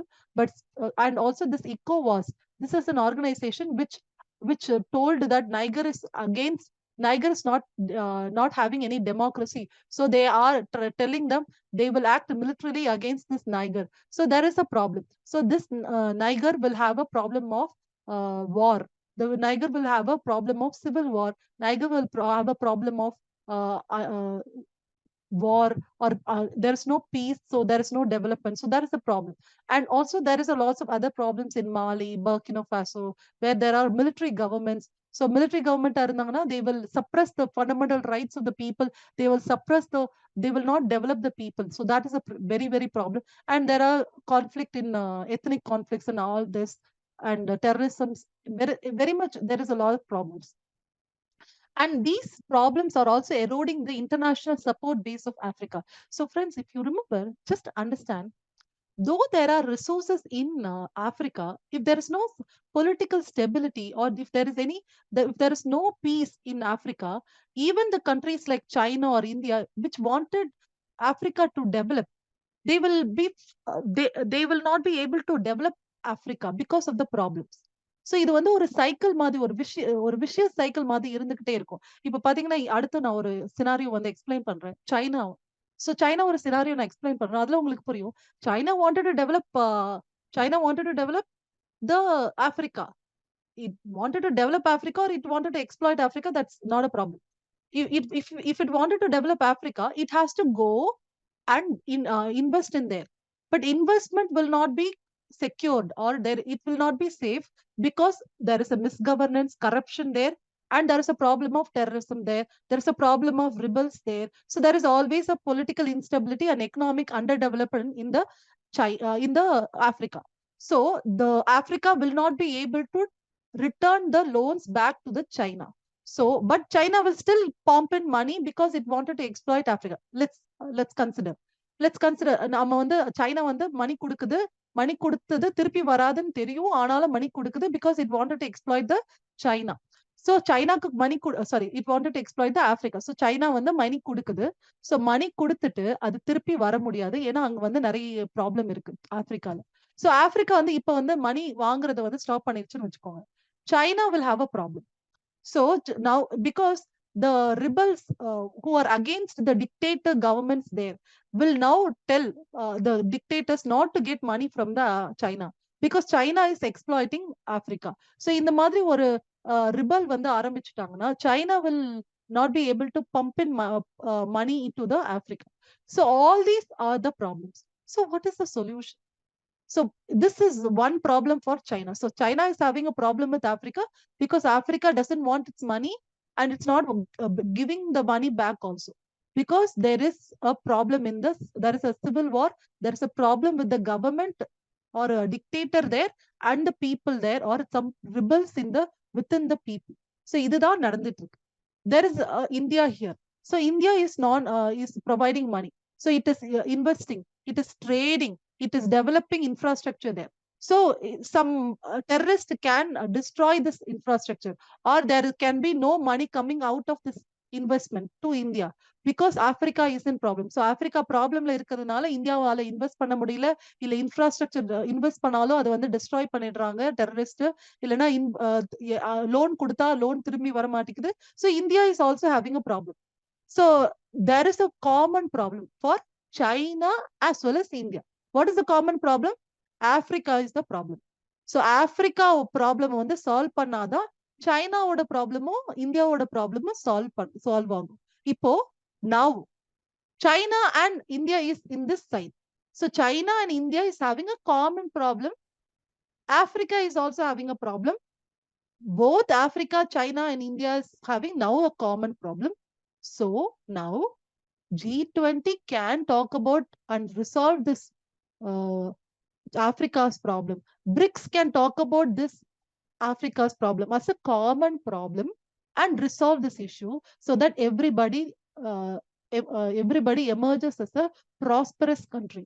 Everybody is able to benefit out of it. So this is what is happening in this G20, which will help in the Africans' renaissance. So this is the simple understanding that you have to do. So now let's talk about what are the problems again. Belt and Road Initiative, if you understand, this Belt and Road Initiative is also there in Africa. So there is a problem that some African countries are going at unsustainable levels, and there is a rising debt. So the China is having this problem. And Russia previously promoted the Wagner Group in Africa. You know, Wagner Group is a private security agents. Like வந்து இப்ப வந்து நம்ம country, நம்ம இந்தியால பாத்தீங்கன்னா, இப்போ நம்மளோட வீட்டுக்கு வந்து இல்லைன்னா நம்ம அபார்ட்மெண்ட்ஸ்க்கு செக்யூரிட்டி கொடுக்கணும், அதுக்குன்னு ஒரு பிரைவேட் ஏஜென்ட்ஸ் இருப்பாங்க. அந்த மாதிரி சோல்ஜர்ஸ்க்கு கொடுக்கறது கூட, அதாவது ஆர்மிக்கு சோல்ஜர்ஸ் கொடுக்கறது கூட ஒரு பிரைவேட் ஏஜென்ட் இருக்காங்க. அதுக்கு பேரு தான் வேக்னர் குரூப். இந்த Wagner group will provide soldiers to any war that is being organized by Russia. So Russia ஏதாச்சும் வாருக்கு போச்சுன்னா, இந்த Wagner group will provide the soldiers for Russia. So this is a scenario. But what is the problem now? Wagner group started resisting against Russia's decision to go for a war. ஏன்னா Russia வந்து வாருக்கு போயிட்டே இருக்கு, Wagner group வந்து soldiers கொடுக்குறாங்க. ஆனா Wagner group has lost lots of soldiers, and Wagner group is not knowing why Russia is going for war often, and why it is wasting all the money, all the humans for the war. So the Wagner group started resisting against Russia. So recently there was a air crash, and it seems the Wagner group's head has died, but it's not proved yet. But let's see, this Wagner group who started resisting against Russia is now was also there in Africa. இப்போ என்ன பிரச்சனை? Wagner group வந்து ஆப்பிரிக்கால இருக்காங்க ரஷ்யாக்கு help பண்ண. ஆனா வந்து Wagner group வந்து ரஷ்யாக்கு அகெயின்ஸ்டா போனதுனால வேக்னர் குரூப் வந்து அங்க இருந்து ரஷ்யா வந்து வேக்னர் குரூப்பை வித்ட்ரா பண்ணிருச்சு. சோ வித்ட்ரா பண்ணுச்சுன்னா என்ன ஆகும்? ஆப்பிரிக்கால ஏற்கனவே நிறைய செக்யூரிட்டி ப்ராப்ளம். இப்ப இந்த வேக்னர் குரூப்பும் இல்லைன்னா ஆப்பிரிக்கால வந்து இன்னும் நிறைய பிரச்சனை வரும். So this is another problem that you have to understand.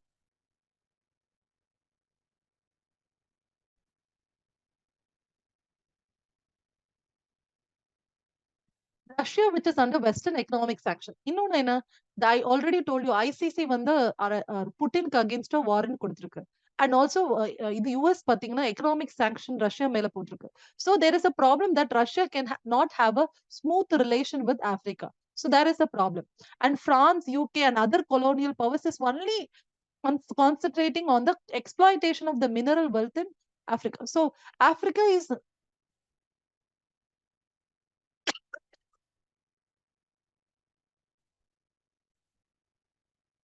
So Africa is understanding that Western countries will not able to help us because it's only concentrating on the mineral wealth of India. Mineral wealth of Africa. So the Africa is knowing that they will not help us. So this is another understanding. And Europe's main concern is the illegal migration from Africa, because lots of people who are poor in the Africa, and also they are being faced a problem of civil war in Africa, started going to Europe. So Europe is facing a problem of population burden from the Africa, and they have to provide the food and shelter for the Africa, but they are not interested in providing food and shelter for Africa except for few countries. So சில countries மட்டும் கொடுக்குறாங்க, but சில countries வந்து no, we don't want some other countries people to come to Europe. So this is what the reaction of the Europe. So they are fighting against the illegal migration. So Africa is not facing any help or not getting any more help from Europe and other Western countries is what the scenario is. So G20 should provide the help. That's what the author wanted to tell. What is the ray of hope? So என்ன hope இருக்கு? BRICS, அடுத்து G20, இது ரெண்டு மட்டும்தான் ஆப்பிரிக்காக்கு வந்து hope கொடுக்க முடியும், ஆப்பிரிக்காவுக்கு வந்து ஏதாச்சும் ஹெல்ப் பண்ண முடியும் அப்படின்னு சொல்லிட்டு the author is saying. So this BRICS and G20 can provide or resolve many issues of the global south with Africa as its main focus. So this is what the author is saying. And also United Nations can also help is what the author is saying. So then what is the relation between India and Africa? Let's talk about that. India வந்து பாத்தீங்கன்னா it has a very deep and diverse and harmonious relation, especially coming with Gandhi's relation with South Africa. You all know Gandhi was pushed away from the train, and he started fighting against the racism. So though there are lots of criticism against Gandhi's contribution in Africa, we have to understand that Gandhi helped in against racism in Africa. So this is very important. That is a very, very important relations between India and Africa. And there is a trade relations. We have a lots of investments done. We even our private companies are having many establishments like technology, agriculture, IT, telecom. We are providing the internet connections, education, healthcare, and various other and also diaspora is there. 3 million people of Indian origin live in Africa. So these are very important relation between India and Africa. And what India can support to Africa. India is hosting G20 summit, so that's where the India's presidentship can help in Africa's development. And using G20 itself, what the India can do, it can help like-minded G20 partner. So Africa develop ஆகணும்னு நினைக்கிற நிறைய country G20ல இருந்ததுன்னா அவங்க எல்லாம் சேர்ந்து வந்து ஆப்பிரிக்காக்கு வந்து help பண்றதுக்கு வந்து through money, through resources, through people, they can help in the Africa's development. And it should deliver political stability and economic development. And we can also provide certain social security scheme like JAM, Trinity, DBT, UPI. நம்ம solar நம்ம வந்து சில scheme கூட பண்றோம். இப்ப வந்து பாத்தீங்கன்னா நம்ம வந்து நிறைய ஆப்பிரிக்கன் உமனுக்கு வந்து சோலார் பேனல்ஸ் வந்து எப்படி அசம்பிள் பண்றது அப்படின்னு சொல்லிட்டு சொல்லி கொடுக்குறோம். So that they are being able to get a job and they are being provided with income. So இந்த மாதிரி நிறைய விஷயம் வந்து நம்ம வந்து ஸ்கில்லிங் அந்த ஆப்பிரிக்கன் உமனுக்கு வந்து ஸ்கில் கொடுக்குறோம்.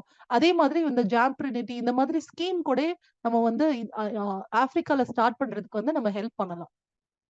And by offering a more participative and less exploitative alternative, New Delhi can make the Indian African ecosystem exemplary win-win paradigm for the 21st century.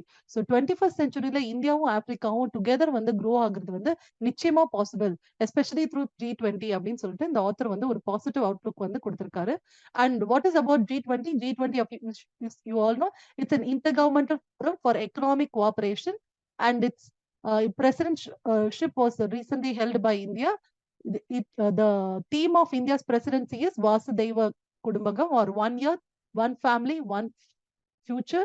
G20 members la yarina in the 19 countries along with this European Union. So this you have to understand. And the G20 ஓட strength என்னன்னா 85% of the global GDP, 75% of the global trade, and 2/3 of the world population வந்து G20ல இருக்காங்க. And this is the troika. Troika வந்து இது வந்து prelims-ல கேட்கறதுக்கு வாய்ப்பு இருக்கு. The presidentship of G20 held before, now and after. இத வந்து troika அப்படின்னு சொல்றாங்க. So இதுக்கு முன்னாடி வந்து Indonesia was a president. Now India will be the president. Next will be BRICS. So this is called as troika. So this is troika or troika. So whatever you pronounce, my pronunciation is literally bad. So please do not laugh. So this is Africa's map. This was the previous during colonization. This is one important map, and this is the recent map. So see, there are lots of small countries. There is a lots of countries like Sudan has been divided between Sudan, South Sudan. Congo has been divided. There is 2 Congos, if you understand. So there is a lots of problem, and still there are lots of countries which are Western dominated. So that's where you have to understand. Now rethink the dynamics of India's fiscal federalism. This was there in August 26th, friends. Fiscal federalism நம்மளுக்கு எல்லாருக்கும் தெரியும் வந்து நம்ம வந்து centre வந்து they have a power to collect, levy, collect and distribute tax, and the state is having certain power to collect tax and distribute the tax, but there is a certain amount of center's tax which have to be distributed between the state. So this is called as horizontal devolution. So horizontal devolution is the devolution of the revenue from the or the money from the center to the state. So this is horizontal devolution. And the money, say if 10,000 is coming from center, it has to go to the state. So 10,000 now will be divided between different states. So this is what is called as vertical devolution. So vertical devolution is nothing but the devolution of the money between the states. So this is from the center to state, this is between the states. So this is called as vertical devolution. Now, what is the criteria that they have used in distributing the money towards the different states? So this is there. So this will be decided by the Finance Commission. So this Finance Commission is constituted every 5 years according to Article 280.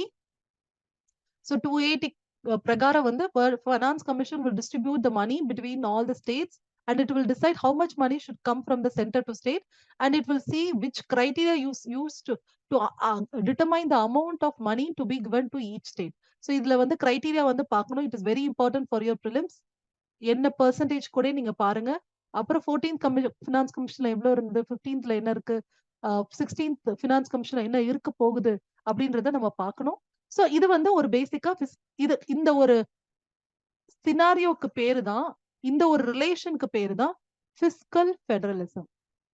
So fiscal federalism means, fiscal means related to money. How the center state relation is basically based on money. So that is called as fiscal federalism. So what is the problem? If you understand, the basic problem is how much money should come from center to state, how much money should go to each state. So this is the basic problem, or the basic point of issue, or the key issue that the Finance Commission has to look at. But the other point is how much it should go to the local government or the panchayat and the municipality. This is also another scenario. And another scenario is whether the center can levy more cess and surcharge. So surcharge or cess pathina, cess is basically a money or a tax on tax. Tax on tax, basically for a purpose. Whereas surcharge is not for a purpose, it is for general. So tax on tax not cess surcharge irukum. But chess வந்து ஒரு பர்பஸ்க்கு, எஜுகேஷனுக்கு இல்ல டிசாஸ்டருக்குன்னு ஒரு பர்பஸ்க்கு இருக்கும். Surcharge வந்து எந்த பர்பஸ்க்கும் இல்ல. Okay, so this is what. But இந்த செஸ்ஸும் சர்சார்ஜும் it will not be calculated in the distribution. So எவ்வளவு மணி வந்து சென்ட்ரல்ல இருந்து ஸ்டேட்டுக்கு போகுதோ அந்த மணில செஸ்ஸும் சர்சார்ஜும் வராது.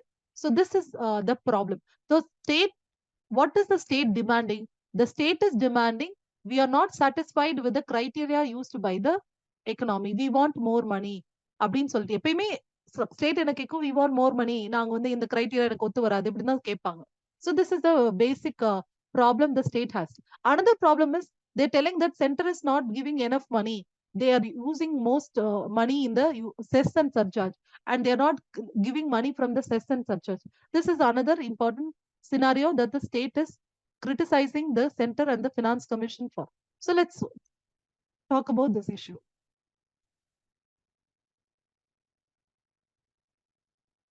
What's the scenario?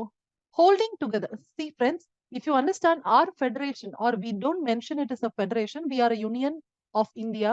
So இங்க வந்து நம்ம ஸ்டேட்ஸ் எப்படி சேர்ந்திருக்கோம்னா ஹோல்டிங் டுகெதர் ஃபெடரேஷன் மூலமா சேர்ந்திருக்கோம். We are not like USA where they came together and started a federation. We here are a holding together federation. அதாவது பேசிக்கலி we பிரிட்டிஷ் வந்து வெளியே போகும்போது நம்ம வந்து பிரின்ஸ்லி ஸ்டேட்ஸாவும் ப்ராவின்சஸாவும் இருந்தோம்.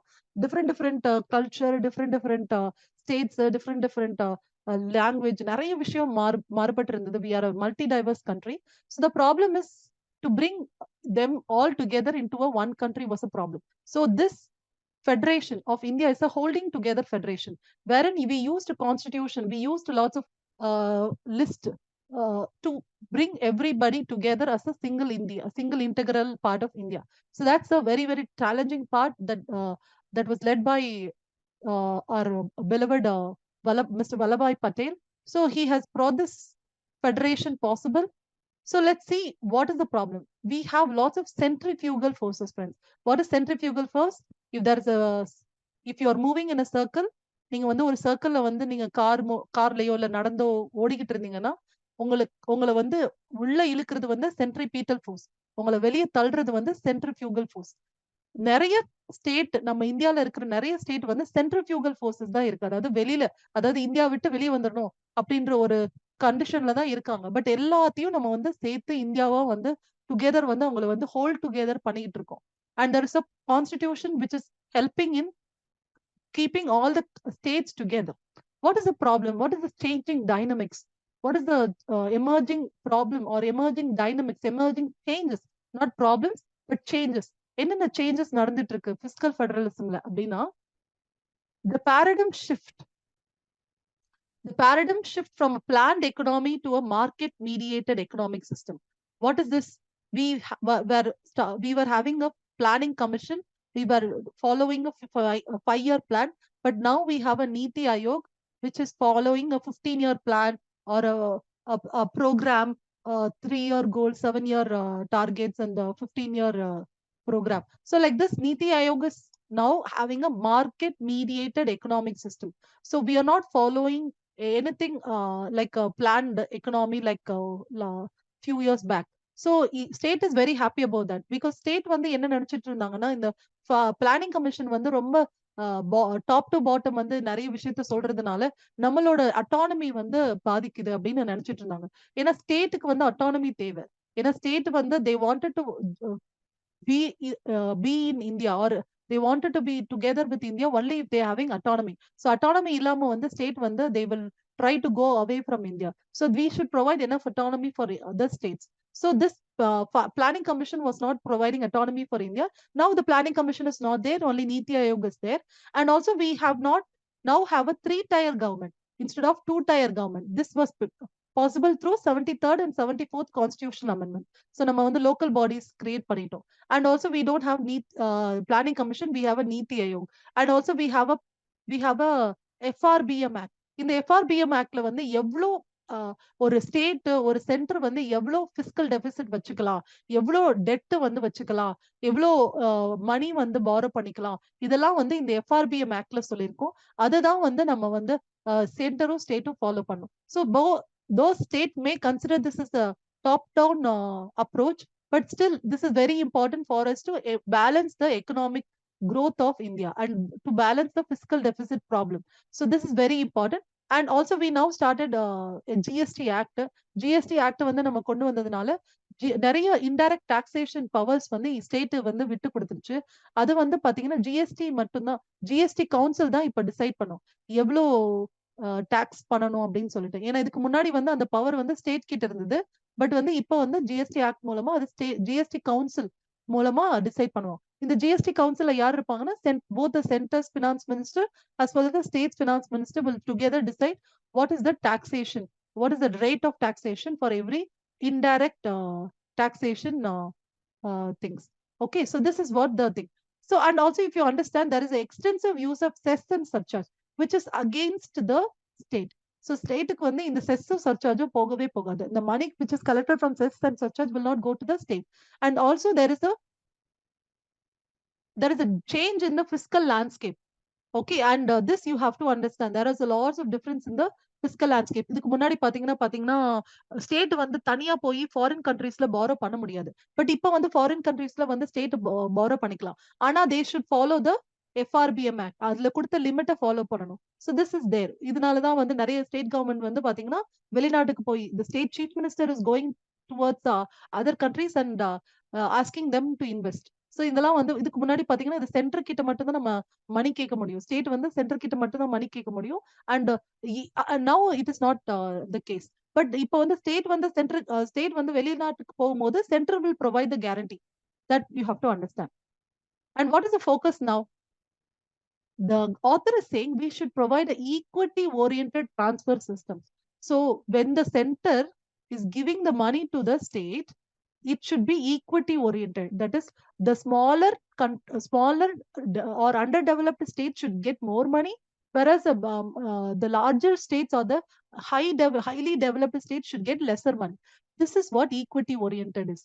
So வந்து ரொம்ப கஷ்டப்படுறவங்களுக்கு நிறைய கொடுக்கணும், கஷ்டப்படாதவங்களுக்கு கம்மியா கொடுக்கணும். ஆனா நம்ம என்ன யோசிக்கிறோம்னா, பிராக்டிக்கலா ஒரு மார்க்கெட் ஓரியன்டா நம்ம என்ன யோசிப்போம்னா, ஒரு எல்பிஜி எரால நம்ம என்ன யோசிப்போம்னா, நல்லா வளர்ற கண்ட்ரீஸ்க்கு நிறைய கொடுத்தாதான் நல்லா டெவலப் ஆகும், அதுக்கு நிறைய ரிட்டர்ன்ஸ் வரும் அப்படின்னு நம்ம நினைப்போம். ஆனா வந்து ஈக்விட்டி ஓரியன்டட் அப்படின்னு நம்ம எடுத்துக்கிட்டோம்னா, சோசியல் ஜஸ்டிஸ் நம்ம எடுத்துக்கிட்டோம்னா, நம்ம வந்து யாருக்கு மணி கொடுக்கணும்னா கஷ்டப்படுறவங்களுக்கு தான். So this is what the author is saying. The top 1% earners in India capture less than 21% of the total income. இங்க வந்து என்ன சொல்லிருக்காங்கன்னா, the Chancellor and Piketty estimate வச்சு பார்க்கும்போது there is a growing inequality problem. So inequality problem வந்து grow ஆகுதுன்னு சொல்றாங்க. So inequality problem is rising. So we have to distribute the money based on equity, because the rich is becoming richer and the poor is becoming poorer. So should not be the case. This is what the author is saying. To be sure, if you understand the tax exemptions, tax concessions, இதெல்லாம் பாத்தீங்கன்னா ரிச்சுக்கு தான் போகுது அப்படின்னு சொல்லிட்டு, and we have reduced the size of the divisible pool also. So divisible poolனா எவ்வளவு வந்து சென்ட்ரல்ல இருந்து ஸ்டேட்டுக்கு போறது அப்படின்னு அதையும் நம்ம குறைச்சிட்டோம். ஏன்னா if you understand 14th finance commissionல 42% இருந்தது, ஆனா அதே 15th finance commissionல வெறும் 41% தான் கொடுக்குறாங்க. பட் 13th finance commissionல 32%ல இருந்து 14th finance commissionல வந்து 42% இன்க்ரீஸ் பண்ணாங்க. That's very good. பட் இப்போ வந்து அது வந்து ஸ்டாக்னண்டா இருக்கு, இன்க்ரீஸ் பண்ண மாட்டேங்கிறாங்க அப்படின்ற ஒரு இது இருக்கு. And equity should be the over arching concern. அதுதான் இருக்கணும். ஈக்விட்டியா தான் நம்ம வந்து டிஸ்ட்ரிபியூட் பண்ணுமே தவிர ஈக்குவலாவும் இல்ல வந்து நல்ல ரிச்சர் ஸ்டேட்டுக்கு நிறைய கொடுக்கறதோ பண்ணக்கூடாது அப்படின்னு சொல்லிட்டு ஆத்தர் வந்து சொல்றாரு. What is the need for change? There is a need to revisit that Article 246. What is Article 246? It is basically telling the taxation power of the center and state. அதுக்கப்புறம் 7th schedule வந்து நம்ம reform பண்ணணும் அப்படின்னு சொல்றாங்க. What should be done in 7th schedule? We will see. நம்ம வந்து இப்போ வந்து if you understand, there is a 3-tier government நம்ம சொன்னோம். We have a central, state and the local government. So there is a 3-tier government. So there is a taxation power for center, for state, as well as for the local bodies. So but if you understand, there is no realization of the taxation power for the local bodies. So local bodies வந்து power பேப்பர்ல கொடுத்தாலும் அவங்க வந்து realise பண்றது இல்ல. So it is only a paper tiger, or they are only a toothless tigers, அந்த மாதிரி சொல்லலாம்.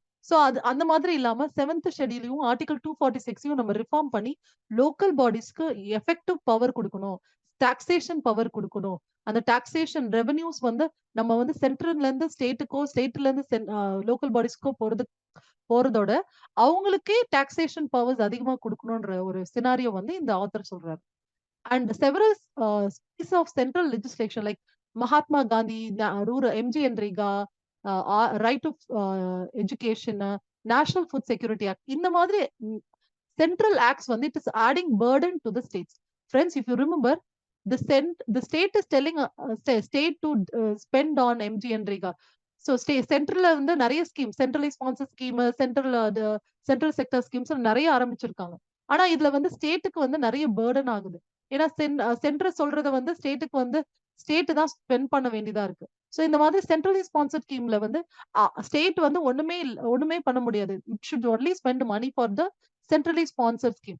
So the state may consider it as a overburden on their resources. So because ஏன்னா ஸ்டேட்டுக்கு வந்து தெரியும் எனக்கு வந்து எம்ஜிஎன்ரிகா தேவையில்ல, எனக்கு இன்னொரு ஸ்கீம் தான் தேவைன்னு தெரியும்.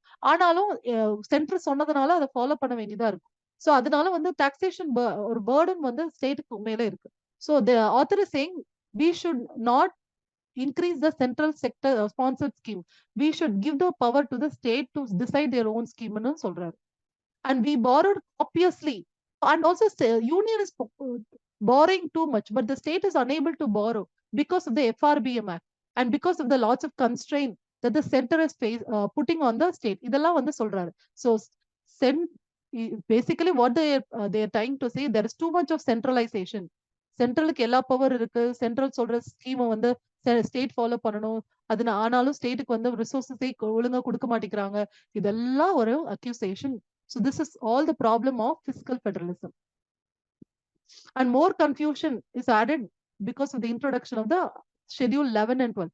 The Schedule 11 and 12 is giving the power for the local bodies, but it's not being properly realized. That is the problem. So there should be proper empowerment of the local bodies is what the author is trying to say. A new local list. So நம்மளுக்கு வந்து union list, state list, concurrent list இருக்கிற மாதிரி new local list இருக்கணும் அப்படின்னு சொல்லிட்டு the author is saying. So that there is a proper power sharing between the state, center as well as the local bodies. What are the lacunas? What is the problem? The persistent failure to place the third tier properly on the fiscal federal map. So the author is saying the third tier government is not provided fiscal powers, or they are not provided the taxation powers enough. And there is an absence of a uniform financial reporting system. So first of all, we need to empower or we need to provide power for the third tier. When we are providing power for the third tier, we should also keep them accountable. So power கொடுக்கும் போதே அவங்கள அக்கௌண்டபிளாவும் ஆக்கணும். ஆனா அக்கௌண்டபிளாவும் இல்ல. ஏன்னா uniform reporting சிஸ்டமும் இல்ல. ஏன்னா report பண்ணா மட்டும்தான் அவங்கள வந்து நீங்க கரெக்டா பண்றீங்களா தப்பா பண்றீங்களான்னு கண்டுபிடிக்க முடியும். சோ ரிஃபார்மிங் ஃபினான்ஷியல் ரிப்போர்ட்டிங் சிஸ்டமும் யூனிஃபார்மா இல்ல. And this is another problem that the author is talking.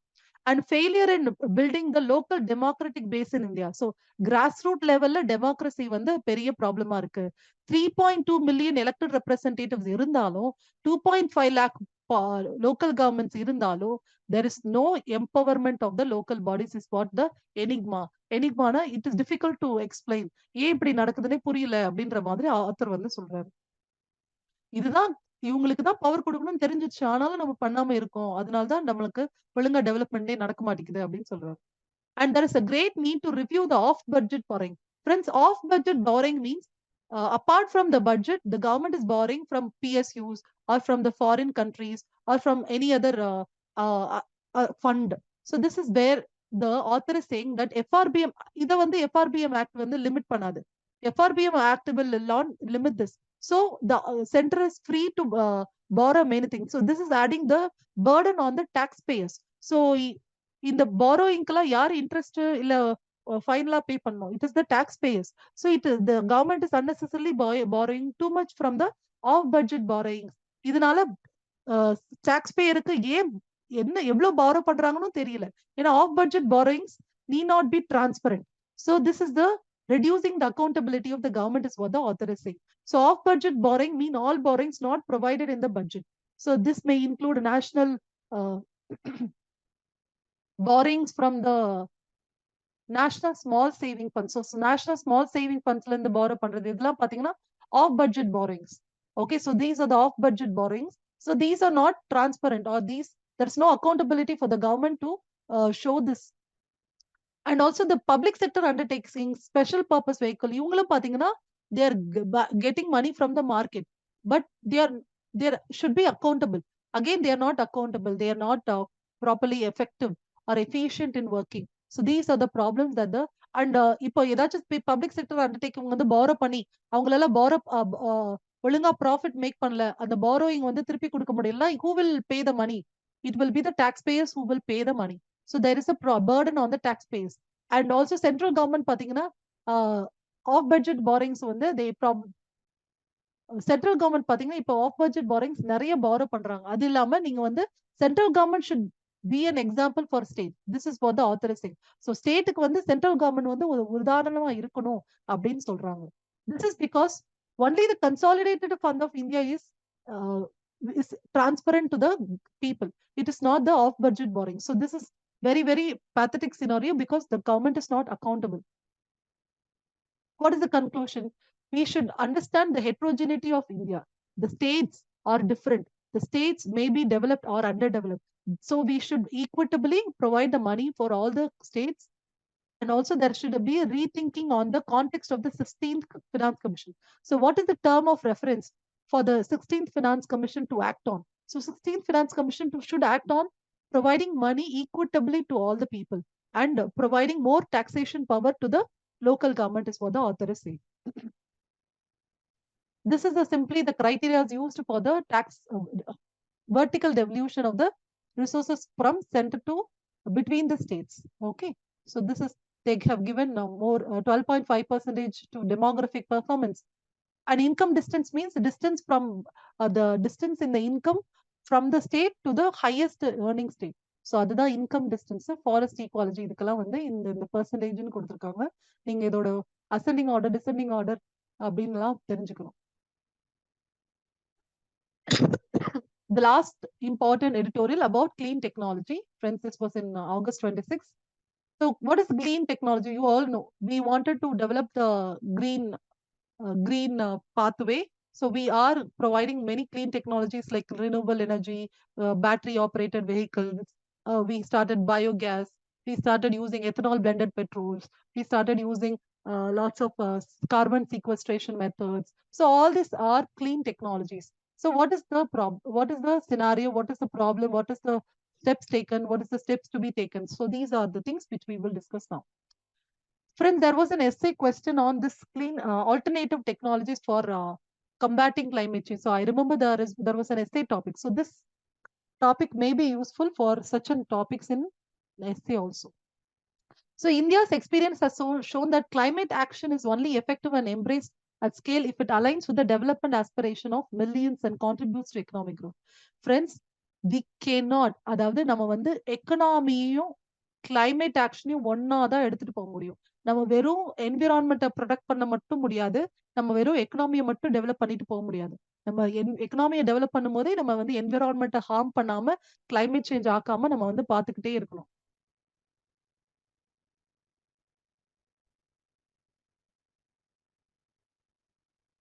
The green economy paradigm provides an optimistic pathway. So green economy ன்னு சொல்றாங்க. இந்த green economy நம்ம பண்ணோம்னா, நம்ம blue economy மாதிரி green economy பண்ணோம்னா நம்ம environmentயும் எக்கனாமியும் பேலன்ஸ் பண்ண முடியும்னு சொல்லிட்டு the author is saying.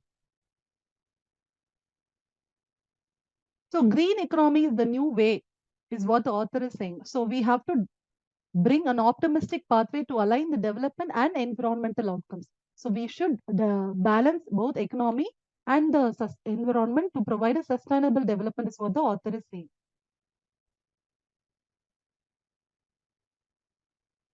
The author is also explaining certain scenario, friends. So like நிறைய இடத்துல வந்து பாத்தீங்கன்னா நிறைய innovations நம்ம பண்ண ஆரம்பிச்சிட்டோம். சோலார் பார்க்ஸ், சோலார் ஈவன் இது பாத்தீங்கன்னா வந்து ரிவர்ஸ்ல கூட சோலார் பேனல்ஸ் யூஸ் பண்றது, இது ஆக்ரோ ஃபாரஸ்ட்ரி கூட சோலார் பேனல்ஸ் யூஸ் பண்றது, இது இந்த மாதிரி நிறைய விண்ட் மில்ஸ்ல கூட சேர்த்து சோலார் பேனல்ஸையும் சேர்க்கறது, இது மாதிரி நிறைய சோலார் குக்கர், சோலார் பேட்டரி இது நிறைய பண்ண ஆரம்பிச்சிட்டோம். ஸோ எலக்ட்ரிக் வெஹிக்கிள் சார்ஜிங் ஸ்டேஷன்ல எல்லா இடத்துலயும் ரினியூவபிள் எனர்ஜி வந்து நம்ம ட்ரை பண்ண ஆரம்பிச்சோம். Geothermal and not only solar energy. We started using geothermal energy, bioenergy, and many things. And also the author is talking about the millets production. So millets வந்து நம்ம நிறைய ப்ரொடியூஸ் பண்ணணும், which is very climate resilient. So அதனால வந்து நம்ம millets produce பண்ணணும். ஏன்னா millets will be can grow in even poor drained area. அதாவது மழை இல்லாத இடத்துல கூட millets வந்து வளரும். அதனால it is very climate resilient. It is drought resistant. It can grow in rain-fed areas. அது கொஞ்சம் தண்ணி போதும், அது தண்ணியை வேஸ்ட் பண்ணாது. So all these are very important for us to understand that we can develop using a green environment அப்படின்னு சொல்றாரு. And green economy should be the heart of our development. அதுதான் நம்ம focus பண்ணணும். And also we have to improve jobs for the youth and உமனுக்கு வந்து jobs create பண்ணணும். ஃபார்மர்ஸ்க்கு வந்து ஃபார்மர்ஸோட income வந்து ப்ரமோட் பண்ணணும். இது வந்து கிரீன் எக்கனாமி மூலமா பண்ணணும் அப்படின்னு சொல்லிட்டு ஆத்தர் சொல்றாரு. And what are the developments? What are the initiatives that have taken so far? Many different initiatives like solar dryers, biomass powered cold storages, even வந்து பாத்தீங்கன்னா சோலார் சில்க் ரீலிங் மிஷின்ஸ், இதெல்லாம் வந்து நிறைய இம்பார்ட்டன்ட் டெவலப்மெண்ட்ஸ் பண்ணலாம். And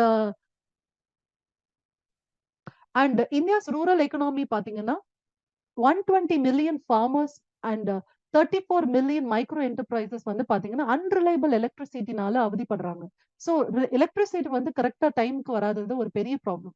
so for the micro entrepreneurs or the micro enterprises and for the rural economy, we should provide uninterrupted electricity. So for that, renewable energy like solar energy or bioenergy can be a very, very important, even gobar gas that can provide an alternative to the normal electricity.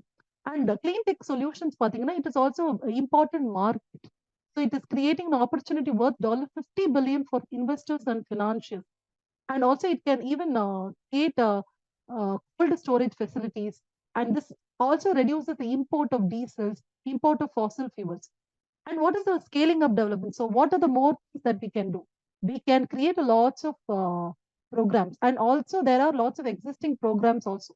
So like Mudra Yojana. So Mudra Yojana la pathina neenga vandu we are providing loans to the MSME sectors.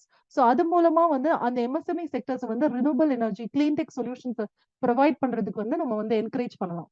And there is a scheme called Pradhan Mantri Formalization of Micro Food Processing Enterprises.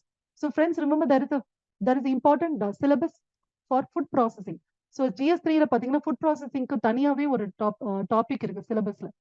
அந்த ஒரு ஸ்கீம்ல வந்து நம்ம வந்து adoption of technology, that is green clean technology வந்து adopt பண்றதுக்கு வந்து நம்ம வந்து ஹெல்ப் பண்ணலாம். And Pradhan Mantri Madhya சம்பத Yojana. So these two schemes both for food processing, friends. So this is for food processing for the fishes. Matsya means fishes, and this is for micro food processing. So micro sector which is doing food processing. So what is food processing? Basically converting tomato to ketchup, so or milk to skimmed milk or cream. மில்க வந்து கிரீமா மாத்துறது, இல்லைன்னா ஃபிஷ்ஷை வந்து try ஃபிஷ்ஷா மாத்துறது, fish பவுடரா மாத்துறது, இதெல்லாம் தான் food processing. So அந்த செக்டருக்கு வந்து நம்ம வந்து ஃபண்டிங் கொடுக்கறது வந்து அவங்கள வந்து கிளீன் டெக்னாலஜி அடாப்ட் பண்றதுக்கும் மணி கொடுக்கணும் அப்படின்னு சொல்லிட்டு சொல்றாங்க. அண்ட் அக்ரிகல்ச்சர் இன்ஃப்ராஸ்ட்ரக்சர் ஃபண்ட்லயுமே பாத்தீங்கன்னா we should provide money for the biomass powered cold storage. அவங்களுக்கு சோலார் பேனலை வந்து கொடுக்கறதுக்கு வந்து we have to provide money, அதெல்லாம் சொல்றாங்க. Second, enabling large scale financing. So financing is very, very important, friend. ஆனா அந்த financingல ஒரு பெரிய பிரச்சனை என்னன்னா, bank does not know how much money to give and how much risk is there. So credit assessment வந்து அந்த பேங்க்குக்கு வந்து ஒரு பெரிய பிரச்சனையா இருக்கும். ஏன்னா clean technology is very new. There are a lot of risk involved. So we have to assess the risk and assess how much credit we should give them. So these are the support that bank need. And also we need to hedge their risk. And also we have to provide their financials with active engagement. So we need to provide a structured loan products to them. So this is very important for us to provide the finance. And also we have to enable multi-actor partnership. நிறைய பேர் இருப்பாங்க, அதாவது manufacturers, distributors, service providers, financials, market linkage players, இந்த மாதிரி எல்லாருக்கும் ஒரு linkage create பண்ணி எல்லாரையும் டுகெதர் வந்து ஆக்ட் பண்ணி தான் இந்த கிளீன் டெக்னாலஜியை வந்து கொண்டு வர முடியும் அப்படின்னு சொல்லிட்டு சொல்றாங்க. And the clean tech manufacturers often need help. So that's very, so all basically what we have to do, we have to provide innovations, we have to support innovations, we have to provide money for that, and we have to understand the risks, and we have to keep all the actors together, partners. So these are very important for developing the clean tech technologies, what the author is saying.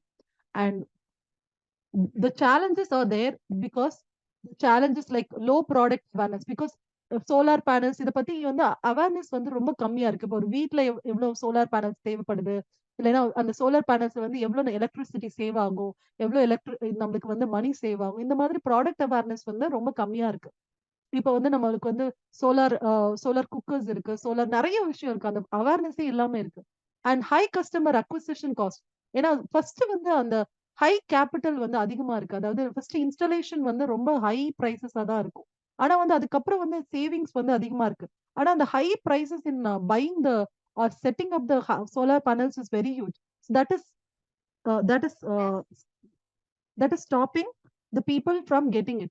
And also the low density of customers. So customers பெருசா இல்ல. இதுவும் ஒரு பெரிய பிரச்சனை தான். And after sales service, market linkage இதெல்லாம் வந்து ரொம்ப ரொம்ப கம்மியா இருக்கு. So these are the challenges in the clean technology. And what is the conclusion? We need a holistic ecosystem where distributors work with manufacturers to enable technology access. So they are trying to develop, and also it is providing livelihoods and jobs. Clean technology நம்ம improve பண்ணனா இது பண்ணும். Okay, so these are the important things that you have to understand, friends. So we have discussed many important editorials so far, friends. There was a gender stereotype. So when the Supreme Court came up with a very important initiative. இது பாத்தீங்கன்னா நீங்க judicial ஆக்டிவிசம்ல ஒரு important example சொல்லலாம். அதாவது gender ஸ்டீரியோடைப்டு words வந்து மாத்தி இப்ப ரேப்னா வேற வேர்டு வந்து போடுறது இதெல்லாம் வந்து பாத்தீங்கன்னா ஜுடிஷியல் ஆக்டிவிசம்க்கு ஒரு இம்பார்ட்டன்ட் எக்ஸாம்பிள். அப்புறம் பாத்தீங்கன்னா we have already discussed about criminal law bills.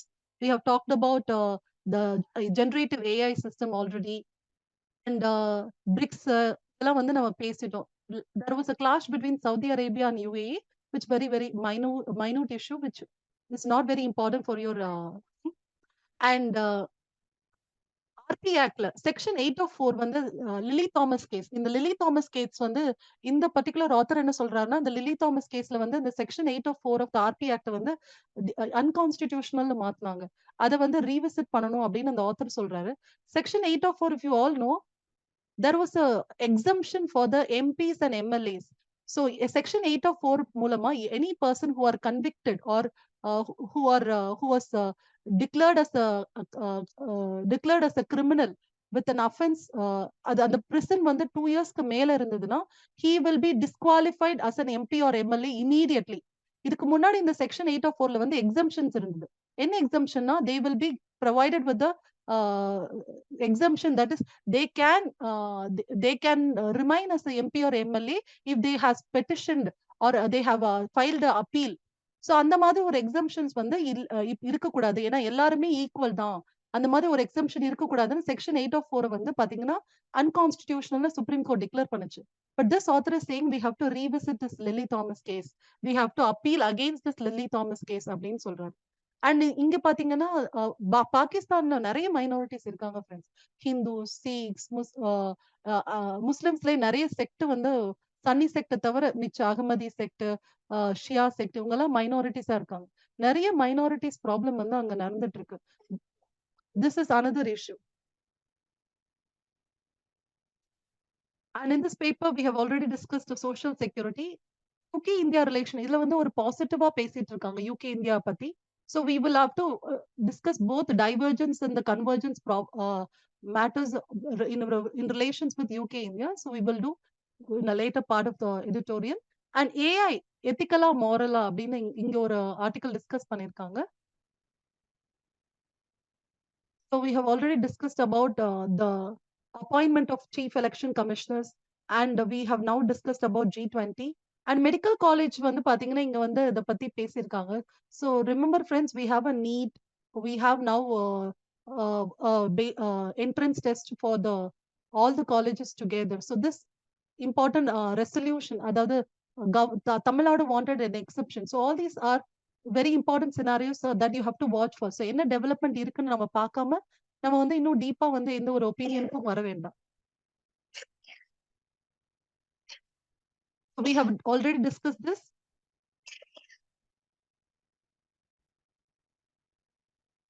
Thank you so much, friends. Wish you all good luck, and wish you all a very happy learning, and enjoy your learning process, and wish you all a great success. Thank you.